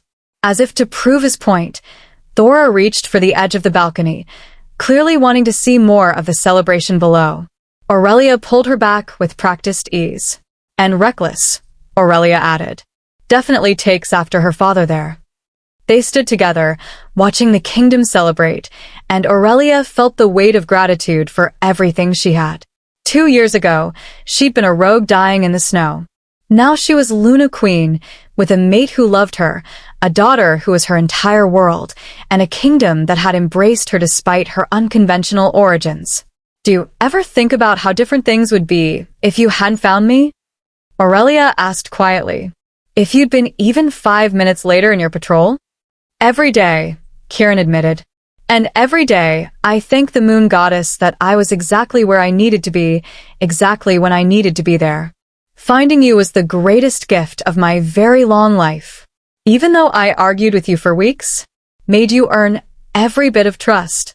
Especially because of that, Kieran replied, kissing her temple. Easy love isn't worth having. What we built, through fear and doubt and hard-won trust, that's the kind of love that lasts forever. Thora chose that moment to grab Kieran's hair and yank hard, making him yelp. Aurelia laughed, carefully extracting their daughter's surprisingly strong grip. See? She's definitely going to be a handful. Like mother, like daughter, Kieran said ruefully, rubbing his scalp. I'm going to spend the rest of my life outnumbered by stubborn females. You love it, Aurelia teased. I really do, Kieran agreed, his expression softening as he looked at his mate and daughter. More than I ever thought possible. 5 years later. Princess Thora, now 5 years old, was every bit as stubborn and powerful as her parents had predicted. She could shift into her wolf form already, unheard of for one so young, and her magical abilities were growing daily. She was also kind, curious, and fiercely protective of anyone she perceived as weaker than herself. She gets that from you, Kieran told Aurelia as they watched Thora defend a smaller pup from bullies in the palace training yard. That instinct to protect the vulnerable. And the stubbornness to never back down is all you, Aurelia countered, proud despite her concern. Thora had her father's tactical mind and her mother's compassionate heart, a combination that would serve her well as future Luna Queen. The kingdom had thrived under Aurelia's leadership. The safe houses for rogues were so successful that other kingdoms were adopting similar programs. Border attacks had dropped to nearly zero. Relations with neighboring territories had never been better. And Aurelia herself had grown into her role completely. She no longer doubted her place or her worthiness. She was Luna Queen Aurelia, and she ruled with the perfect blend of strength and compassion that the kingdom needed. Mother, Thora ran up to them, her white hair wild and her silver eyes bright. "Did you see? I protected Finn from those mean wolves, just like you taught me." "I saw," Aurelia said, pulling her daughter into a hug. "You were very brave. But remember what else I taught you. Use my words first, my wolf second," Thora recited dutifully. "Only fight when there's no other choice." "Exactly," Aurelia approved. "Being strong means knowing when to fight and when to show mercy." "Like you did with Lady Maya," Thora said, demonstrating the sharp intelligence she'd inherited from both parents. "You could have killed her, but you showed mercy instead." "I did," Aurelia confirmed. Though Maya had been banished to the Deadlands, reports suggested she'd found a kind of peace among the outcasts, learning, perhaps, the lessons she'd refused to learn among the nobility. That evening, after Thora was finally asleep, a battle in itself, Aurelia and Kieran retired to their private chambers. 7 years had passed since Kieran found Aurelia in the snow, and the mate bond between them had only grown stronger. "Do you ever miss it?" Kieran asked as they prepared for bed. "The freedom of being a rogue? No responsibilities, no crown, no kingdom to worry about." Aurelia considered the question seriously. "Sometimes I miss the simplicity," she admitted. "Not the hunger or cold or fear, but the simplicity of only being responsible for myself." She moved to the window, looking out at the snow-covered kingdom, her kingdom. "But I wouldn't trade this for anything. This life, this purpose, you and Thora. It's worth every moment of uncertainty and fear I went through to get here." Kieran joined her at the window, pulling her back against his chest. "You've done remarkable things, you know. Changed an entire kingdom's culture. Made it safer and more just for every wolf, regardless of their status." "We did it together," Aurelia corrected. "I couldn't have done any of it without you supporting me, believing in me, giving me the confidence to try." "We make a good team," Kieran agreed, pressing a kiss to her neck that made her shiver. The alpha king who needed to learn compassion and the rogue who needed to learn her own strength. "Perfect mates," Aurelia said softly, echoing the words they'd spoken years ago. Exactly as the moon goddess intended. They stood together in comfortable silence, watching snowfall over their kingdom. Aurelia thought about the journey that had brought her here, from dying in the whiteout wastes to standing in the palace as Luna Queen. From believing she was cursed and worthless to knowing she was exactly where she belonged. "Thank you," she said quietly. "For what?" Kieran asked, though the bond told him he already knew. "For finding me, for declaring me yours when I couldn't make that choice myself, for giving me time to accept what we could be, for believing I could do this even when I didn't believe it myself." She turned in his arms to face him. "For loving me enough to let me find my own way to loving you back." Kieran's eyes shone with emotion. "It's I who should be thanking you. You gave me purpose again. Made me remember why being king matters, not for power or legacy, but for the chance to make real differences in wolves' lives. You made me a better king, a better wolf, a better man." "We saved each other," Aurelia said, the same words she'd spoken years ago, now even more true. "We did," Kieran agreed. "And we'll keep saving each other, every day for the rest of our very long lives." He kissed her then, deep and claiming, the mate bond blazing between them with the intensity that never faded. 7 years together, and he could still make her knees weak with a single kiss. Later, as they lay tangled together in the darkness, Aurelia thought about legacy, what they would leave behind for Thora and the generations that would come after. "She's going to be an amazing queen," Aurelia murmured half asleep. "She will," Kieran agreed, "because she'll have you as an example. A queen who rose from nothing, who fought for the powerless, who proved that worth comes from character, not bloodline. The White Wolf Queen," Aurelia said with a slight smile. "That's what they call me in the songs now. The cursed rogue who became the beloved queen." "Not cursed," Kieran corrected firmly. "Blessed." "The moon goddess marked you with that white hair, so I would recognize you instantly when I found you dying in the snow. So there would be no mistaking that you were mine." Aurelia had never thought of it that way, her albinism as a blessing rather than a curse. But maybe Kieran was right. Maybe the feature that had caused her so much pain was actually the moon goddess's way of ensuring she and Kieran would find each other. "I love you," she whispered into the darkness. "I love you too," Kieran replied. "My fierce queen. My perfect mate. My Aurelia." As sleep claimed them both, Aurelia felt nothing but contentment and peace. She'd found her home, her purpose, her family. She'd proven that destiny didn't define you. You defined yourself through your choices and your courage. The rogue who woke up claimed as queen had become exactly that, a queen in truth, not just in title. And she'd done it her way, on her terms, proving that sometimes the moon goddess's plans were better than anything you could imagine for yourself. Outside, snow continued to fall over the frozen north. But inside Blackstone Palace, warmth and love kept the darkness at bay. Luna Queen Aurelia, once a dying rogue in the snow, had finally found her forever home. And in doing so, she created a legacy that would outlast even Kieran's long centuries, a kingdom where every wolf, regardless of their origin, could find acceptance, purpose, and hope. That was the true gift of the White Wolf Queen. Not power or beauty or magical ability, but the lesson she taught through her own journey, that your past doesn't define your future, that being different is a strength, not a weakness, and that the greatest courage is choosing to believe in yourself when no one else does. It was a lesson Princess Thora would carry forward, a lesson that would echo through generations of the frozen north. And it all began with a dying rogue in the snow and an alpha king desperate enough to claim her before she could refuse. Sometimes, Aurelia thought as she drifted into dreams, the best love stories start without permission and end with forever. 20 years later, Princess Thora stood at the same window her mother had once stood, watching snow fall over the kingdom.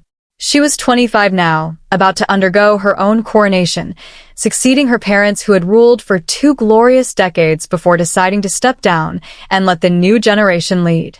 Her white hair was bound in the traditional braids of a Luna Queen. Her silver eyes surveyed the kingdom with the same compassion and strength her mother had taught her. And beside her, waiting patiently, was her own mate, a former rogue she'd found injured at the border and brought home to heal. History, it seemed, had a sense of humor. "Nervous?" her mate asked, taking her hand. "Terrified," Thora admitted. "But Mother taught me that being scared doesn't mean you can't be brave. It means you're brave enough to feel the fear and do it anyway." From across the room, Aurelia watched her daughter with pride and love.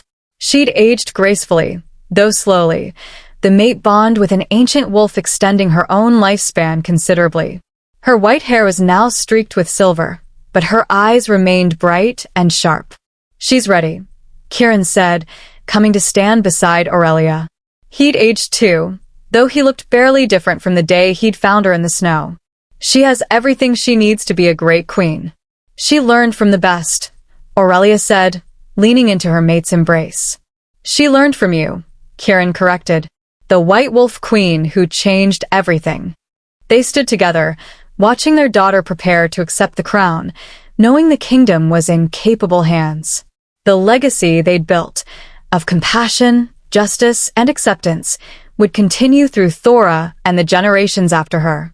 And it had all started with a blizzard, a dying rogue, and an alpha king who declared her his mate before she even woke up. Sometimes fate didn't ask permission. Sometimes that was exactly what you needed. The end. Thank you for joining us on this journey through the frozen north.